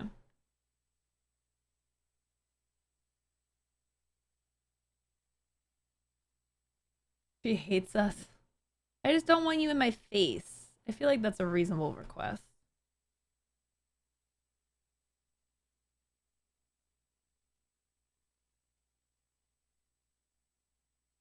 I'm just trying to get the crop right. Ay, ay, ay.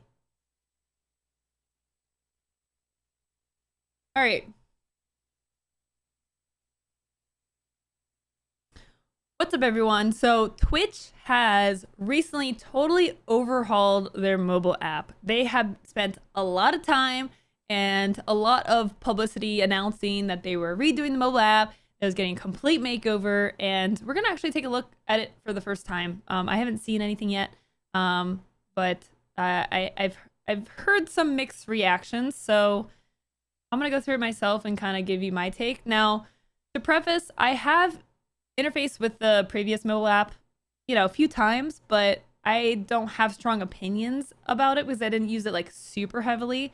That being said, I do have some ideas on how Twitch could improve their app, and I kind of understand the direction that they're headed in general with, you know, being able to make vertical clips now on Twitch and being able to post them, and you have like a vertical feed on the mobile app.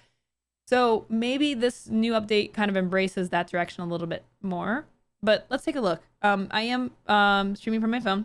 So, oh, I clicked on someone's stream. I didn't even click on anyone's stream, so I don't even know how that happened. We're off to a good start. Okay. Our new mobile app is here. Find something to watch quickly in the feed or catch up with your favorite channels or in stories. Okay, let's go. Okay. Follow channels. Quickly see which of your favorite streamers are live and find all your followed channels in one place. But it's showing me someone that I'm not following, so I don't understand that.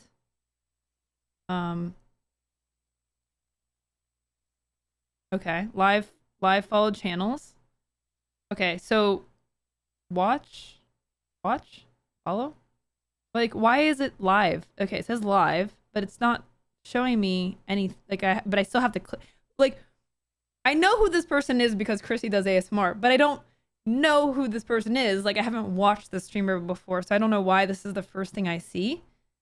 And I'm not also, like, I'm not seeing what's happening on the stream, so. Okay. What if I don't want to watch this person? Like, oh, clips? Oh, no, live? Oh, okay. That's not, okay. Need some like kind of direction on what I do here. So you want people to scroll to find streams, but it's not. Okay, so the first swipe that you do kind of like brings away the stories that are at the top. So at the top of the stories, I can see people who, you know, are posting new stories, kind of like Instagram, right? And then you swipe, and then it does this. And then you swipe again. Okay.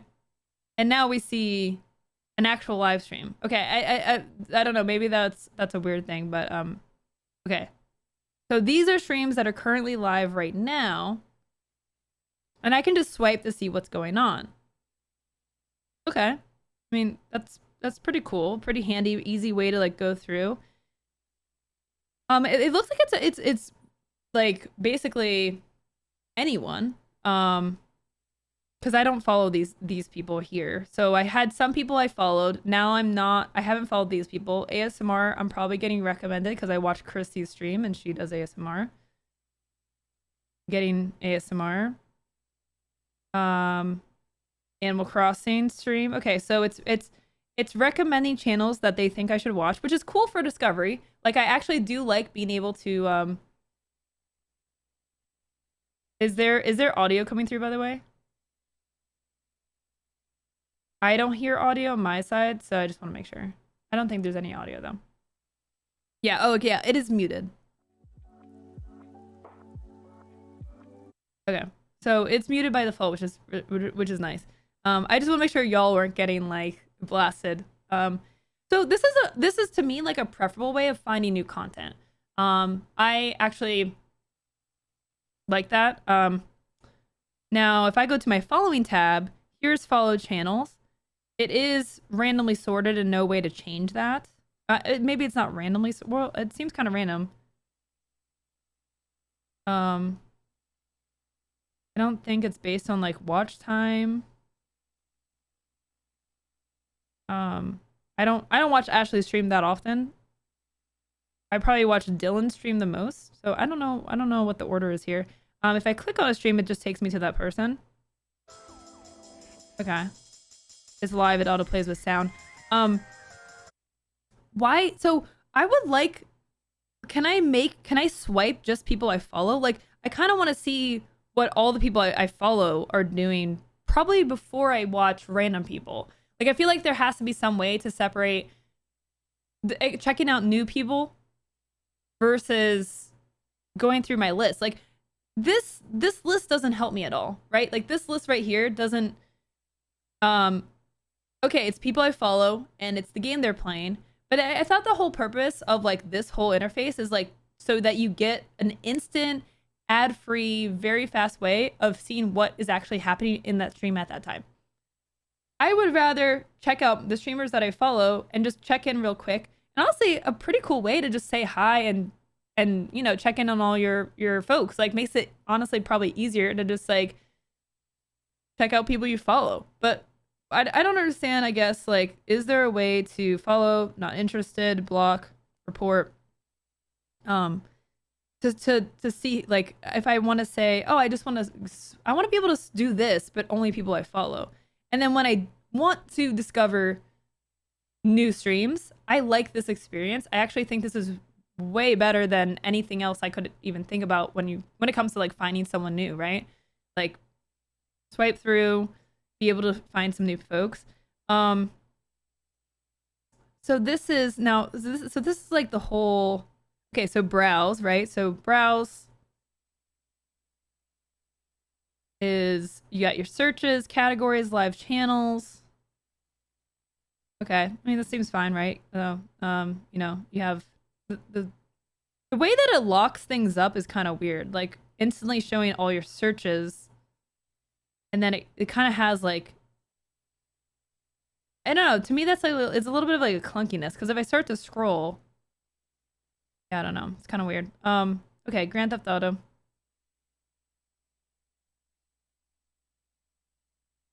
So it is auto playing the video. Now, would it play?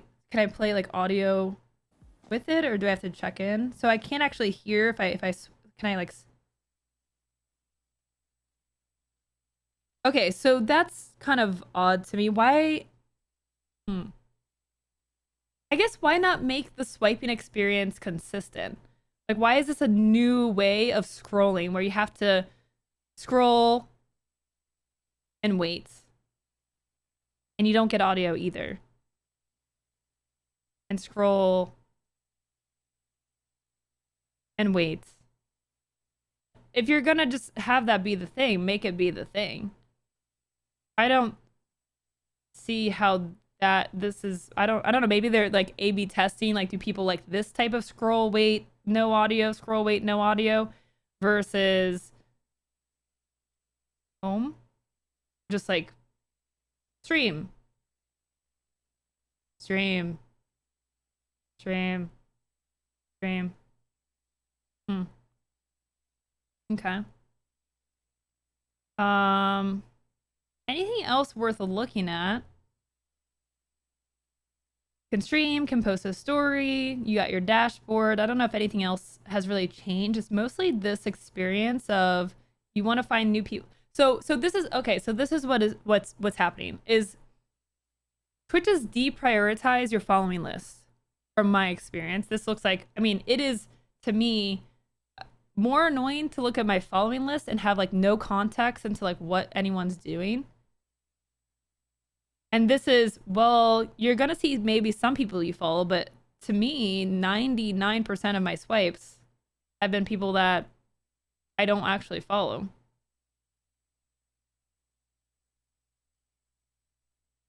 I would just, instead of this weird tab, I mean, again, it's a quick way to see everyone who's live and find who you want to watch. But I guess why not put it also here in a scrolling type way? But then they also have clips. And now with clips, this has been something, again, this is like indicative of the direction they're going. Clips, you can now mark clips as featured and they will show up on this page. So you will actually be able to discover like Avarith. I do not follow this person, but it's the first clip that I see. And she's pieing herself, or they are pieing themselves in the face. And that's a funny clip. Cool. Like, you know, if you're looking for clips, right? So if you feature a clip, it's going to show up here. Same kind of experience. You're scrolling, you're finding new things to watch, you're seeing what everyone's doing. And then you can also reformat your clips to vertical, and that will make this experience better. Eventually, more people will probably make vertical clips, and it'll make this a little bit better. But I mean, I like this system. I honestly don't have a problem with the system. I think I just want to be able to do this swiping with the following. Like, I don't know why this has to be different. I want to see, like, I have 3 streamers at the top that are just chatting. What are they chatting about?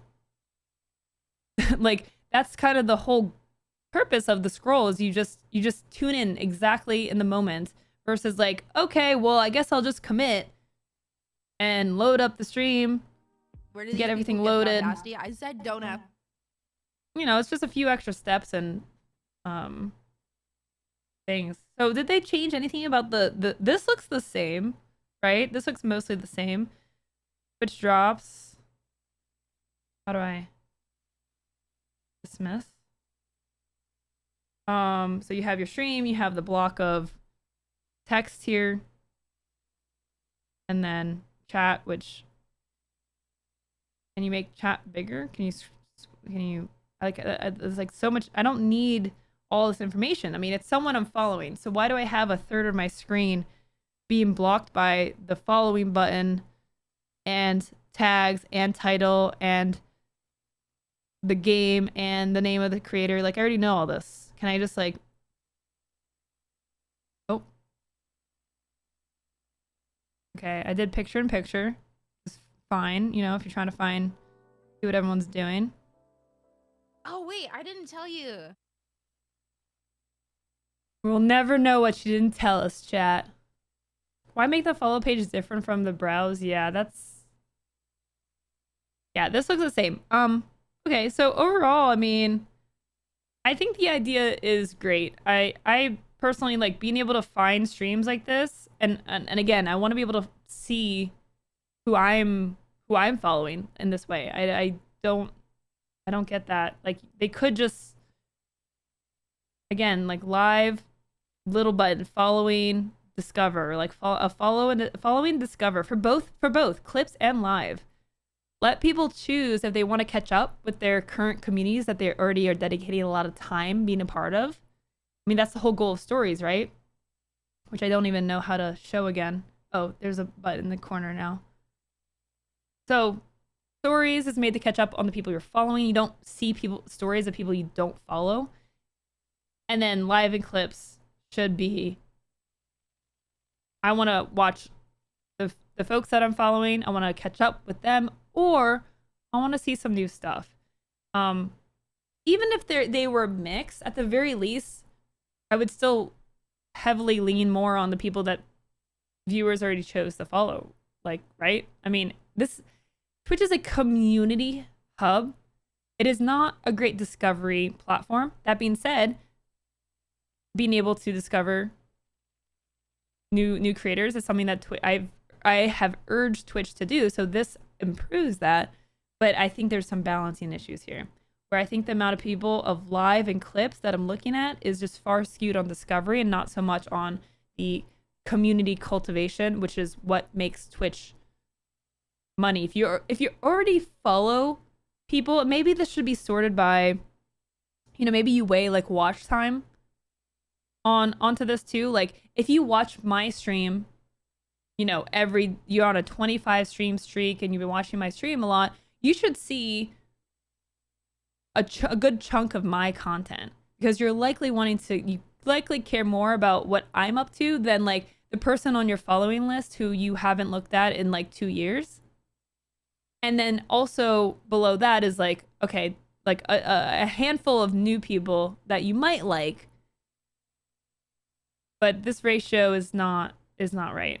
And again, I'm giving Twitch all this advice, you know, for free right now. You know, feel free to hit me up, and you know, I do offer consulting. I'm just saying, Twitch, like, you know, you could save yourself a lot of headaches if you just, you know, reach out and get my opinion on things. But yeah, I do like being able to swipe. I do like being able to swipe to see clips. I don't understand why browse is not like this. Why it's different, and honestly seems kind of annoying to browse and have to like scroll, pause, scroll, pause, scroll, pause. So imagine Twitch launching this without consulting the CEO of streaming. I know, Komodo Dragon Jesus. How dare? How dare? So that's my thoughts on the mobile app. You know, that's pretty much, I mean, again, I think it's going in the right direction for sure. I think a little bit of balancing of what's being displayed would be very helpful. And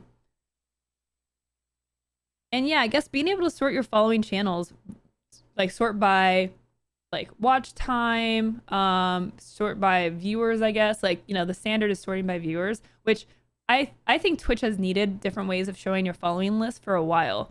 If you go to your following page, which is, to me, the following page has been my landing page for Twitch for years. I do not go to twitch.tv.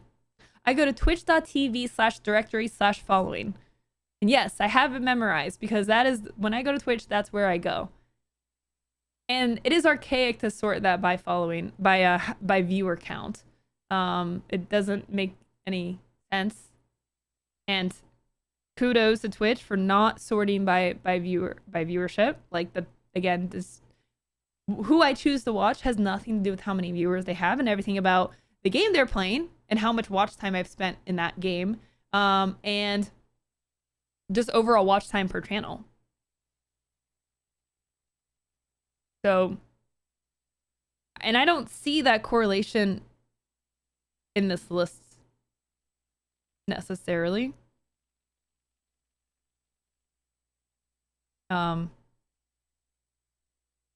So, yeah, those are my thoughts. But what do you think about the mobile app? Let me know your thoughts. You know, if you don't have the mobile app, go and update it on your app store, and you probably will have access to it. But yeah, let me know what you think. And also very curious if you end up finding new creators through the live swiping or the clip swiping. Like, definitely really curious to see if, you know, I think it definitely makes it easier to find new creators. But it definitely is not making it easy to keep up with your current creators. So that's the caveat. They just gotta tweak what's being shown and how much it's being shown. So yeah, let me know your thoughts. And cut.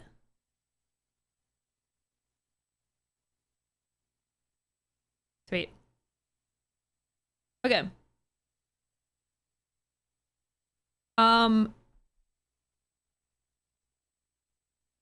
Speaking as agreed, the CEO of streaming needs to cut back so that her mods can be fed. Absolutely not. I look, it's a tough economic time for us, and you know, we're just gonna have to force the mods to work for no food. Okay. Speaking of Twitch, Bloomberg. No, sorry. Who did it? I'm sorry. Yes, Wall Street Journal released an article this week. Let's see if I have access to it, actually. I haven't even opened this article. Okay, I don't have access. Okay. I mean, hold on. I might need to do some you know, things here.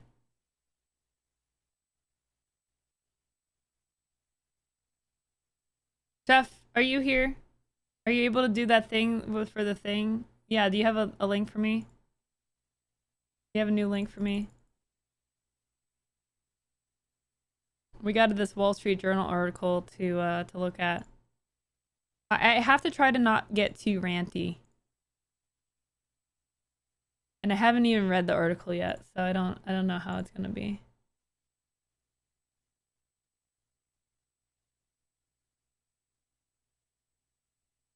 Jeff is on it. Can you post a link in Discord? Oh yeah. It's in the Trello, but I have the link for you. There you go.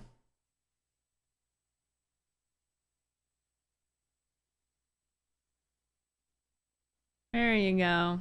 All right, we're doing some work around here. Let me close out some of my tabs. So Wall Street Journal put out this article. And we're gonna actually read together because I haven't read it. Hey, Glenn.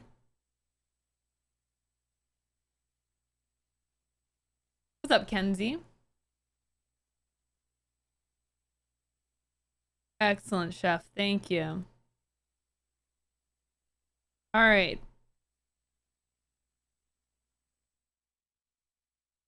Here we go. Amazon paid almost $1 billion for Twitch in 2014. It's still losing money. This was posted by the Wall Street Journal. Now, this is not news. This headline is not news to anyone that follows my content. Dan Clancy, at the beginning of this year, actually said that Twitch is not profitable. Now, he didn't say by how much. And I don't know if this article will, but yes, it is still losing money. We do know this. This is not new news. But I like reading this stuff, and, you know, we'll see if there's anything that is new in here. Amazon paid nearly $1 billion to acquire the live video startup Twitch Interactive in 2014. And hence, a decade later, the retail giant has received little financial return from one of its bigger acquisitions. Known for hours-long broadcasts of video gameplay, Documents reviewed by the Wall Street Journal show Twitch's biggest paying users are opening their wallets less, and third-party data reflect that growth in new users and engagement has slowed. Following 2 rounds of layoffs in the past year, staffers are concerned that a 3rd round could come this fall following an annual operational review, according to people familiar with the matter. Amazon chief executive Andy Jassy, who took over in 2021, has led a profitability review at the company and shown little tolerance for unprofitable businesses. Insiders say that they worry Twitch is at risk of becoming what they call a zombie brand at Amazon, internal projects or acquisitions that have been sidelined because they haven't lived up to expectations. These staffers pointed to book review app Goodreads, online task finder Mechanical Turk, and discount website Woot. Oh my gosh. Mechanical Turk?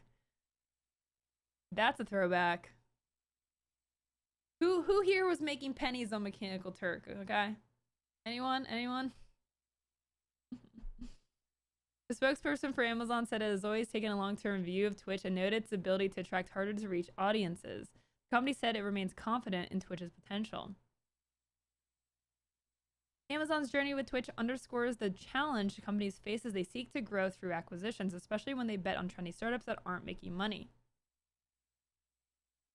Number of US Twitch users 2024 and 2025 are forecasts. So the number of users has continued to go up. Interesting. Twitch remains a tiny part of Amazon, continues to get millions of visitors a day. However, its business model is challenging. Enabling tens of thousands of simultaneous live streams is expensive, and the company has had to invest in tools to moderate the content. Insiders said the content itself poses challenges as long-form live video doesn't align well with selling ads. I'll be blunt, we aren't profitable at this point, Twitch CEO Dan Clancy said on the platform in January, shortly after the company laid off around 500 workers. More recently, Twitch closed its operations in South Korea, disbanded its safety advisory council, and raised prices on its subscription offerings for the first time. Broader trends aren't in Twitch's favor. Spending on video games has slowed, and consumer preferences have generally shifted to short, concise videos spanning a range of topics. There's a reason why I'm so focused on YouTube this year. I've been doing a lot of YouTube content, so if you're not subbed to my YouTube channel, you're missing out on the best things that we talk about in the stream. Because, you know, not everyone can catch my 3-hour weekly stream. If you miss something, there's likely to be a video on YouTube. Still, Twitch has little competition for live streaming of video gameplay, and the company said it's seen success beyond video games with its Just Chatting category, which creators discuss a variety of topics with viewers, and that its sports, travel, and music sections are growing. The company said in a live stream in June featuring creator Kai Cenat and comedians Kevin Hart and Drewski, broke the company's North American record for most viewers when it reached 712,000 concurrent viewers. It surpassed a 2018 record set by musician Drake and Ninja, video game creator. Which said its creators' connections with their audience can be beneficial for advertisers. The company's users have also included former President Donald Trump, rapper Post Malone, and pro race car drivers Charles Leclerc. I mean, I don't count restreaming your tiny rallies as like using the tool. Like, it's not like he went live and was like, "Attention Twitch viewers, everything they say about me is a lie. Thankfully Twitch, you know, the best platform out there, lets me speak the truth. Let me tell you the truth from my perspective, okay? The media is out to get me. And if you really want the truth, make sure to subscribe. It's $5 a month. What is $5? I mean, $5 is nothing. You might as well just give me $25. Give me that tier 3 sub, okay? For my campaign. I mean, to get me out of jail. I mean, for, you know, free speech. Free speech. Give me $20 for your free speech. Thank you. In 2011, Twitch was spun out of live streaming platform Justin TV with a focus on video games.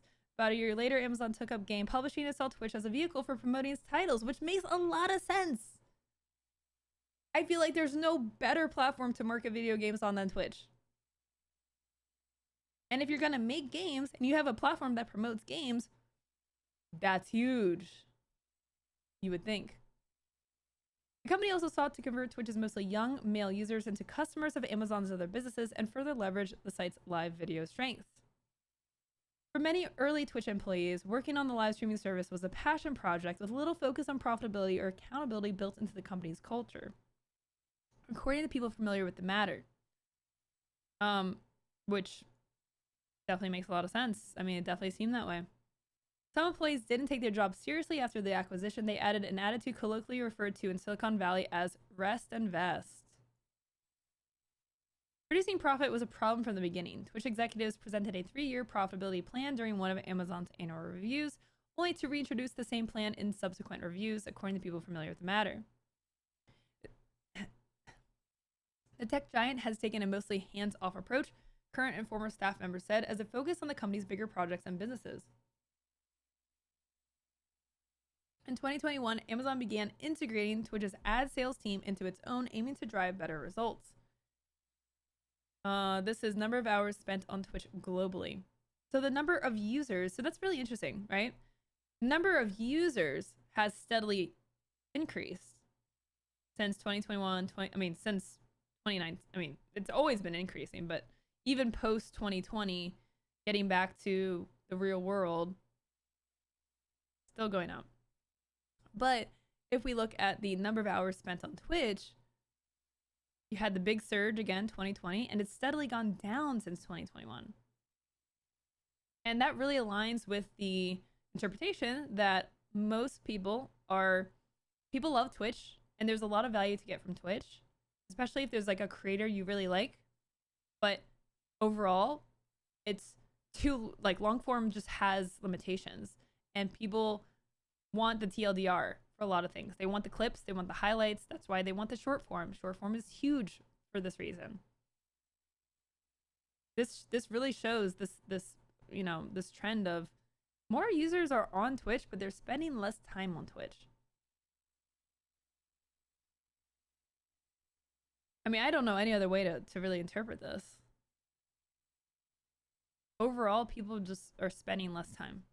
And when you spend less time on a platform that generates revenue by watch time and also just like community support, if you as a viewer spent less time watching a streamer, you're more likely to cancel a subscription to that streamer because you're not justifying the value of that sub, and subs are expensive. I mean, you got all your you got your Hulu and your Netflix, you got your 5 Twitch streamers that you sub to, you got your Amazon Premium that you sub, like, you know, it really adds up, especially now that the price of subscriptions has increased. And this is why, even though it makes sense for Twitch to increase their sub prices because they've never done that before, it's also a problem because it does create a, you know, value reflection for every single consumer of like, okay, it costs this much a month, this is adding up, is it worth me to continue subbing? And the caveat is you don't have to sub to watch a streamer. You have to sub to watch Netflix, or you have to, you know, get it from your parents, but you do not have to subscribe or pay a streamer to watch their content for the most part, right?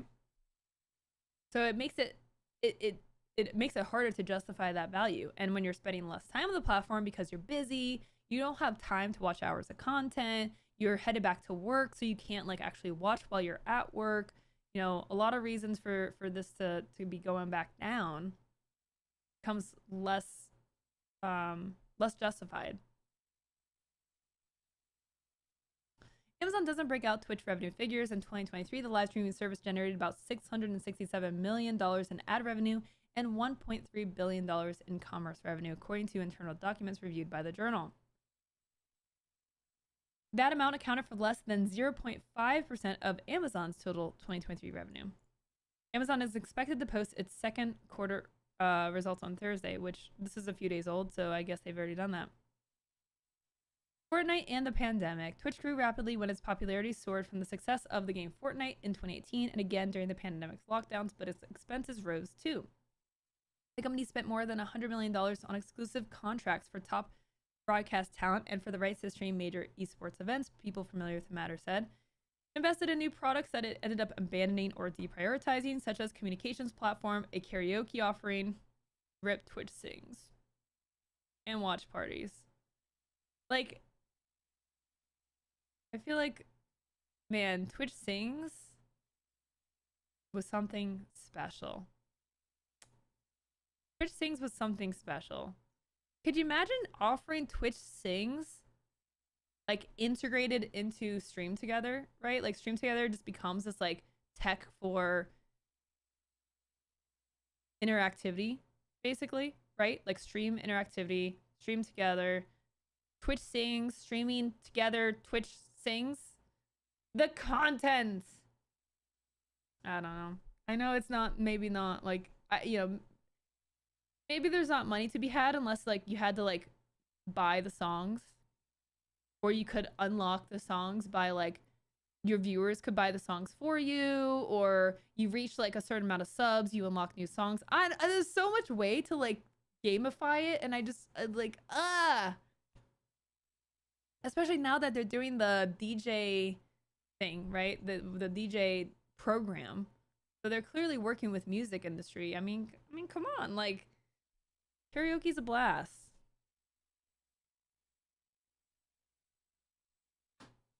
Anyways, this is mostly like me just wanting karaoke, not like, is it the best business move? No, but I mean, it could be fun. If you can't be profitable when you have a surge in demand, you have something structurally wrong. I mean, yes. DJ program rollout is pretty abysmal so far. How do you mean, Tiny Jams? That's interesting. Are you in it? Is that why you have a like a DJ thing? Twitch DJ? Is that why you have that? I might have to get you on stream next week. Maybe we can have some time and chat about it. I'd love to know more. Just opted in. Interesting. I definitely would be curious. Maybe yeah, hit me up on Twitter or Discord or something. If you want. No pressure. In recent years, Twitch's biggest payers, who are crucial to its revenue, have been spending less on the platform's subscriptions and donations to creators, according to documents reviewed by the Journal. Twitch takes a cut of those payments, and internal projections forecast that if that trend continues, the platform could shed nearly $250 million in revenue by the end of 2025. The company said overall commerce revenues continue to grow year over year. Twitch's advertising sales have plateaued since the pandemic ended, according to the documents and people familiar with the matter. Overall, the platform is the 18th largest source of US web traffic, down from 4th in 2014 when Amazon bought it, according to network analytics and security firm Nokia Deepfield. Web traffic is a measure of bandwidth used by the site. Last year, Twitch's longtime CEO and co-founder Emmett Shear left the company and was succeeded by Clancy, formerly executive at Google Nextdoor. Clancy joined Twitch as president in 2019 before taking the reins. In a state of Twitch memo issued to employees in May, Clancy listed improving the platform's mobile experience to drive shorter and more frequent user sessions as a critical goal. Hence the weight on clip discovery and viewing and boom, boom, boom, swipe, swipe, swipe, being able to find something interesting to watch very fast. But going back to the mobile thing, and I won't harp on it, I would wager that people spend a significant amount of time watching people they already follow over discovering new creators. And while that is important to shift it slightly and make it easier to discover new creators and like reduce a lot of the friction that they've had in the past, you still got to make it very easy to find and see what the people you're following are up to. Reflective of that plan, Twitch introduced a different look to its mobile app, and we just went over that. If you're watching on YouTube, there's a video, and I actually show the app on stream and go through it, so check that out. Including a so-called discovery feed that is filled with short snippets from creator live streams, and it did release the app. Employees have criticized Clancy for his work trips to meet Twitch creators around the world and host live streams from various locations, as the company is laying off employees and saying it remains unprofitable. Which is a really good point to bring up. Dan Clancy has been like touring the world for months. Like all year basically. Has been going around. I mean, I don't know. Like, I get doing it, but doing it all the time does not seem like the best use of time. In a June email to employees viewed by the Journal, Clancy defended his actions and included the itinerary of his Europe trips with stops in France, Switzerland, and the Netherlands. Each one included medium-sized dinners with creators, he wrote. If I was running a manufacturing company, I would be meeting with the companies that provide us raw materials. Why is this the comparison? Dude, this is like a tech company like that leans on creators and like innovation. I just what? Like I get it. Like you do want to visit the creators and you want to improve relations with the creators. I do get it. It's not like the concept is people are not complaining about the concept. I'm guessing they're complaining about how often you're doing that. And how much time and money you're spending doing that. I mean, to me, it's over the top. It's like way too much time. You cannot possibly be doing everything to run the company while you're abroad, doing dinners, IRL streaming, going on shows. Like, there just has to be a balance. And I would agree if this is what the employees are complaining about is too much time being spent doing all this stuff again. And it's an optics thing too. Like maybe he's spending, 10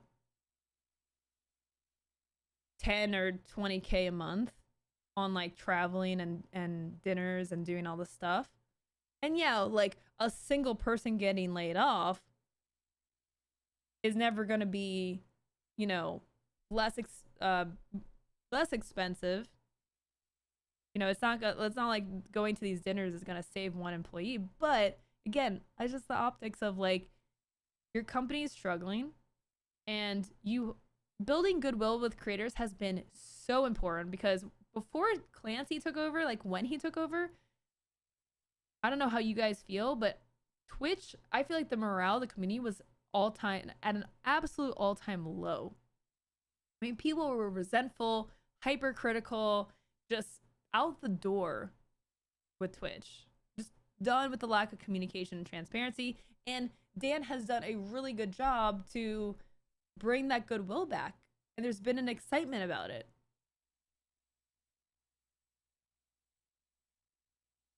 It's good. It's been good. But it's like, okay, we get it. You like to hang out with creators. You like to stream. That's good. But like, okay, you can go back to your office now and like go do Twitch stuff. I mean, literally January last year, it's been a year and a half. They announced like they were going to do like more sponsorships, like channel skins and more revenue opportunities. And they haven't even done those things.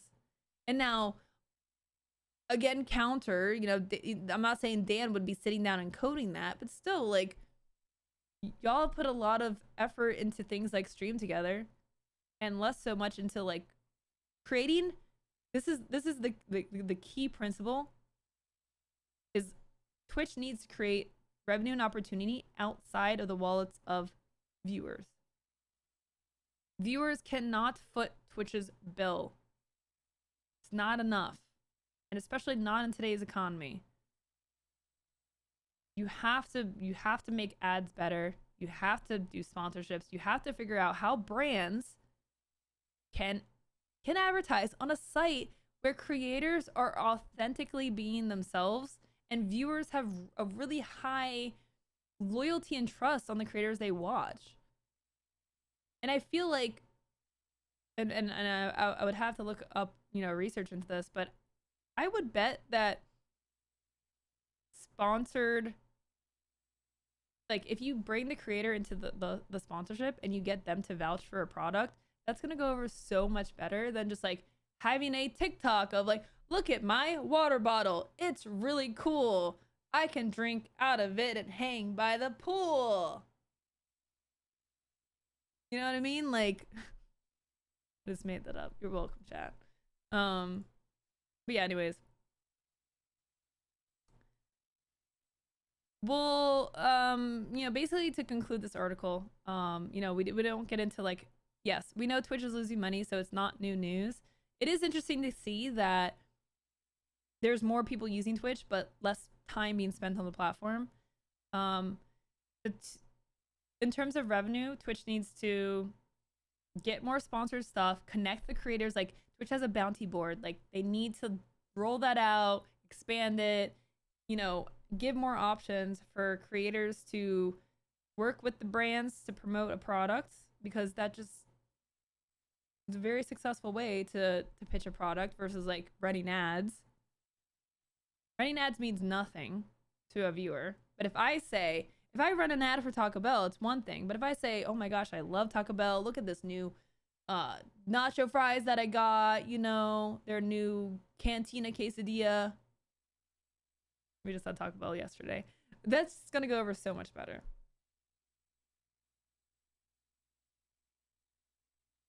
So let me know what you think. Is Twitch tanking? Is Twitch in trouble? Is Amazon gonna cut Twitch, or is Twitch gonna figure things out? Let me know what you think in the comments below. I want a Cantina quesadilla. It is good. It is good. Except sometimes you ask for a Cantina quesadilla and they give you a regular one. It's very sad because their regular quesadillas are like bad. I wish they'd make them better. At least, I mean, every Taco Bell is gonna be hit or miss, but man, the Cantina one is it's addicting. How do you feel about the Baja Blast? Christy loves Baja Blast. I'm not a soda drinker, so, but I like it. I mean, every now and then I'll have like a sip of hers, but okay, we're getting close on time. So the last thing I want to talk about is some drama. Some drama here. Drama time. Oh wait, I have an air horn. Drama. Okay, so I don't know why, but like Kick decided to like randomly insult me for some reason, and again, totally like baseless claim. Very weird, honestly, very weird thing to do. So this is a clip that I saw on Twitter a couple days ago.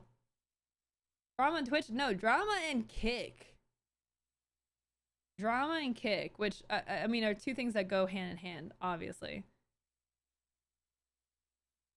So this clip went around, which I need to zoom in so that I'll show you my response after this.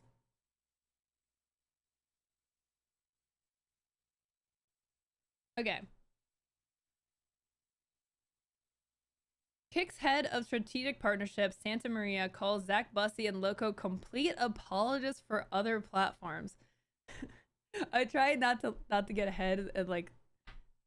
So it's just very funny. Okay, we'll hear it though from the horse's mouth. All right, let's tune in here.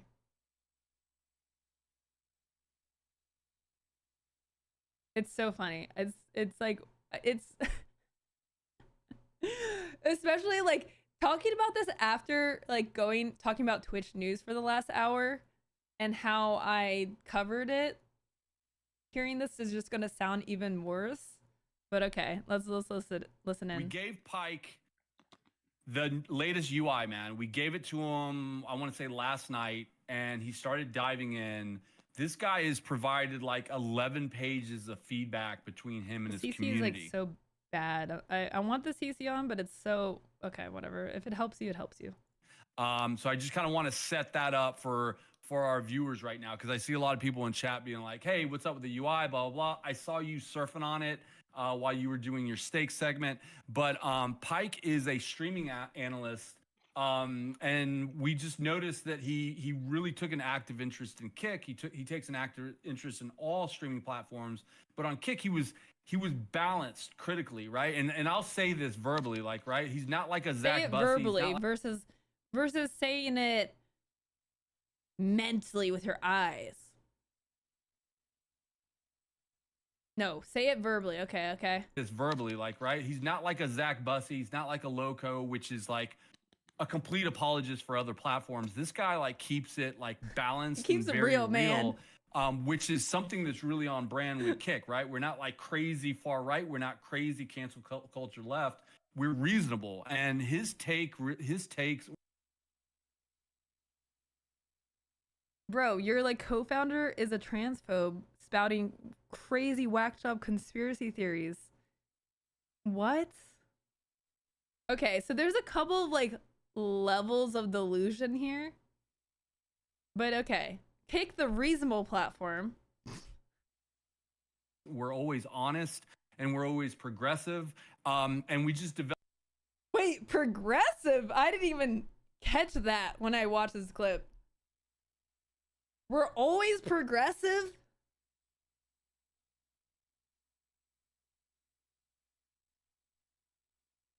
And on, okay. Okay. Unlike Zach and Lowco, who are just platform apologists. Developed a really good relationship with Pike. So I just want to preface it with that. This guy's a streaming analyst. He doesn't stream all the time, but man, did this guy get his hands on the latest UI, and I'm going to drag him over. This is so weird. This is such a weird dig because, like, why would you say this in order to prop someone else up? Is like the weird thing. Like, why do you need to go on a tangent about how me and Zach, who are renowned streaming creators, industry creators, who have been doing this for years, to make someone else more credible? Like, why take us down to make someone else more credible? I don't understand that. It's like not, it makes you seem kind of desperate to like qualify the person you brought on, because are people asking, why aren't you talking to the two people who actually do cover all the platforms and talk about these things? Like, why aren't you talking to them? Weird. I wonder why. So weird. It's also very weird because this is someone that I've met in real life who very much knows what I do and how I cover things. So this isn't a matter of like, this guy clearly doesn't understand your content. No, he does. No, he does. In fact, last year, I didn't know who he was. He came up to me at DreamHack and spent like an hour talking about like buttering me up, telling me how much he loved my content and how over everyone else I have the most balanced takes. I'm very fair and balanced and I cover everything really well. And now to have this, which between now and then, chat, I've been doing this for years. Nothing has changed between now and then. I cover everything the exact same. I mean, watch the last 2 hours of today's show. I cover everything the exact same way. I have no problem praising Twitch, and I have no problem criticizing Twitch as well. Like, I don't serve Twitch. Twitch does not pay me to talk about their platform.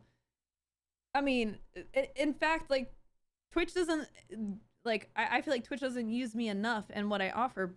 But anyways, that's another story. This person spent an hour talking about how fair and balanced I am and, like, how much he loves my content. And I just saw him a few months ago again at DreamHack. And was like, he came up to me and was very smiley and friendly. Like, bro, if you want to have a conversation, say it to my face. Don't like randomly drag me down in your like Discord kick live stream to make someone that you are working closely with to feed news and to talk about your platform to prop them up. Like, that's just bizarre. It just, again, it doesn't make that person look good to like bring others down. So really weird. And anyways, look, I can't prove an IRL conversation because, I mean, obviously I didn't like record the conversation. So I'll just show you what's been said on Twitter in the last year of him responding to my tweets. And he does follow me on Twitch or on Twitter. There you go. Okay. Follows you. Has been following me. Here we go. First tweet. I talk about how everyone's doing financially. This was last year. Twitch sub count being low. I'm not even talking about kick here, right? So Twitch sub count's low. All facts. Blah, blah, blah. Thanks, Lowco, for platforming this conversation. Okay. Another clip. Ninja streaming on Kick. This is literally me criticizing Twitch. Twitch just added the simulcasting to web-based platforms ban to their TOS, making it apply to all streamers. He had revoked his Twitch partner to simulcast everywhere. Now he's choosing every platform except for Twitch. That's Twitch's loss. We're making strides over here, y'all.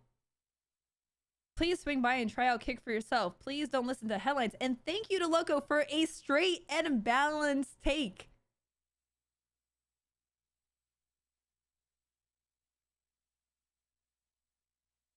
So why are you calling me a complete platform apologist? You've literally said that I... Oh, that's not the only one though, chat. That's not the only one, okay? Also, he tried to get me to stream on the platform. And I said it was uncomfortable with, you know, Aiden Ross being on there. So, no thanks. Thanks for sharing this with your community. Kick will never become Twitch. Thank you for digging into the numbers and not clickbaiting a headline. Always balanced.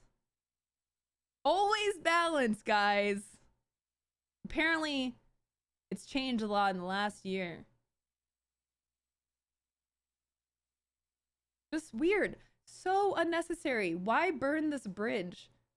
For nothing. For nothing. Like, to gain nothing. And what's even more funny about this is that calling Zach Bussey a platform apologist when he absolutely roasts the ever-loving crap out of Twitch is hilarious. It's even more off base than me. Like, at least, you know, for the most part, I try to, like, have a level-headed take on things. Not saying Zach doesn't, but, like, Zach is harsh. Zach is harsh. Like, I mean, some of the tweets he does, I'm like, oh, ow. Like, like, see, like, to say Zach is an apologist is hilarious. Just for no reason. No reason was this necessary to go after me or Zach. There's just no reason. All you're saying is you sound salty, bro. You sound salty. And the only thing that could make sense is, like, maybe me and Zach don't talk about Kick enough, or we're not, like, up their ass, like, oh yeah, you're doing so great. I haven't covered Kick much because there's really not much to cover.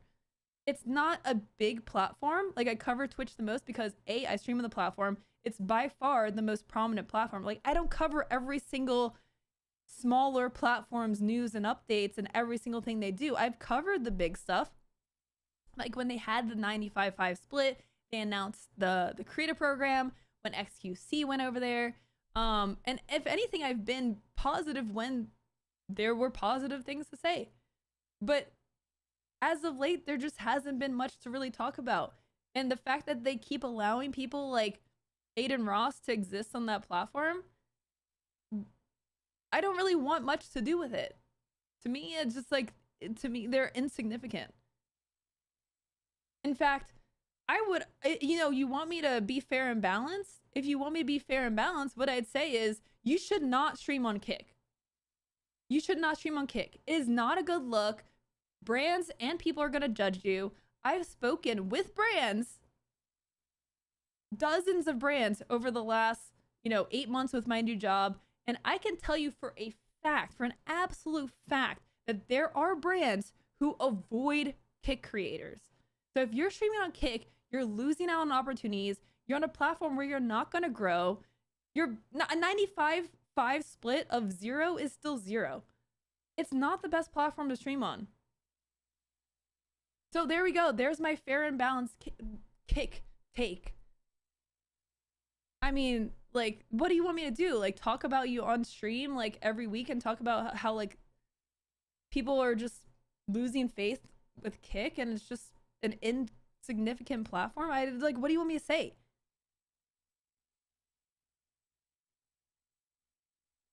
There's just been nothing good to say about Kick. Sorry. I mean, Here you go. Let's talk about Kick. You want me to talk about Kick? All right.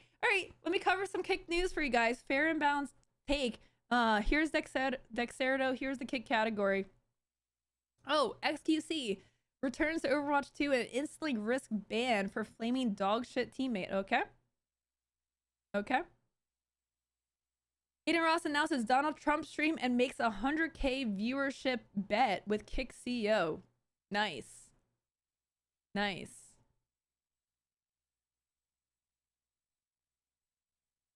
Love that. Aiden Ross places a 100K bet with Kick CEO. Like, what? Like, why do you want me to cover this? It's not a good look. Aiden Ross slams unhinged weirdos in his community insulting sketch. I don't even know who Sketch is.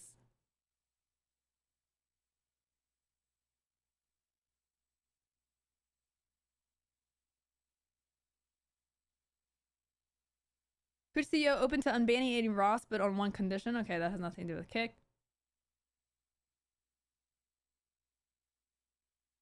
This is actually so funny. Aiden Ross wants to get unbanned on Twitch to fix his toxic community.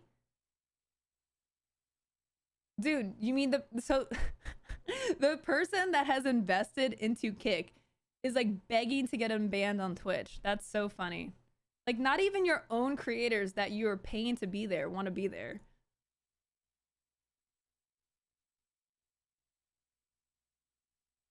Delivery app fires Kick streamers after harassing customers for content.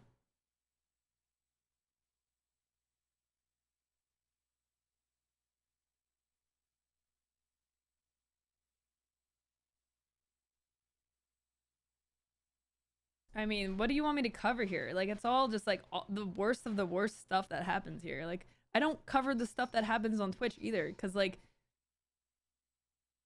it's just awful. It's bad. Bad news. Like, again, what do you want me to cover? Your own viewers or your own community is leaving. Their poster boy begging to be back on Twitch. Yeah, that's embarrassing. That is embarrassing.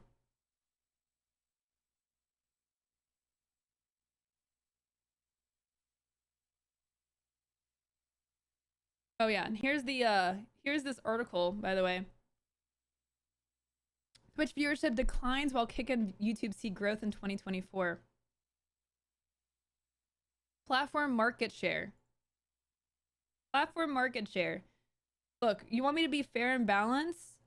Kick has 5.5% of market share. So I will spend 5.5% of my stream time talking about Kick. And I think I just did that. I think I'm tapped out for the year, honestly. Talking about Kick. So there you go.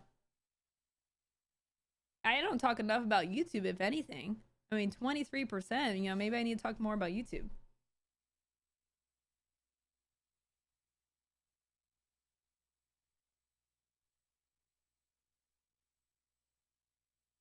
%5.5%. GG.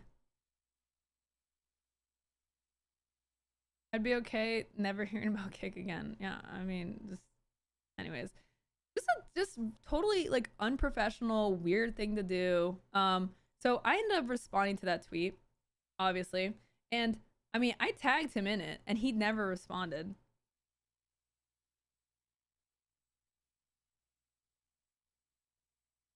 That's quite delusional since we are both far more critical than complimentary of Twitch.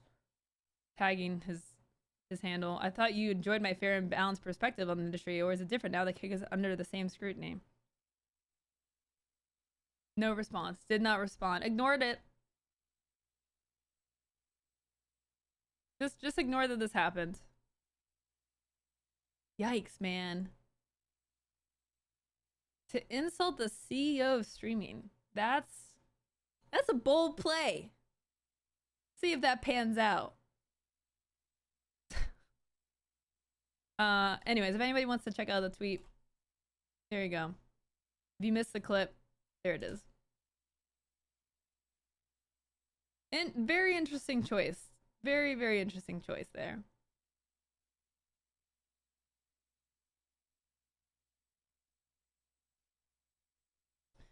Haha, thanks for the 61 months. Thank you so much for the resub. Person who replied to your reply didn't hold back. Yeah.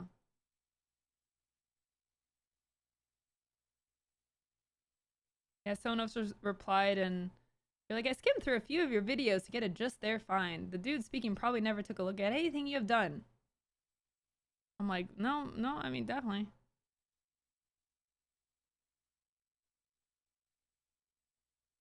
Too busy to respond. Yes, too busy. Uh-huh. That's a good one. All right, so we did not hit our Lowco discuss pick goal. Thank God. I don't know why I made that bet. I was literally gonna have this horrible looking picture as my as my Twitter avatar for a week. Can you imagine that if I actually did that? This face for a week? This is a picture I took this morning in order to have a thumbnail for today's stream for the topic that kick staff disses Lowco. This is the face I made thinking about that. A week isn't that long for having to tweet things. Hopefully nothing big, you know, happens during that week. I mean, what's the goal? It's a bit goal. At the bottom, we're at 69%.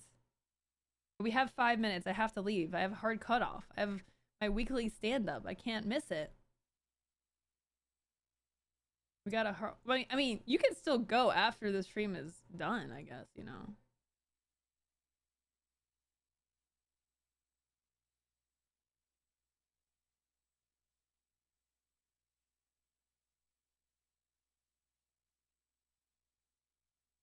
Isn't 69% a perfect number? Yeah, it's great. And we can celebrate that 69%, you know what I mean? All right, let me turn off the YouTube and the X streams. So if you're watching on YouTube or X, thanks so much for being here. Thanks for watching. And I'll see you next Friday. All right, we got that one down.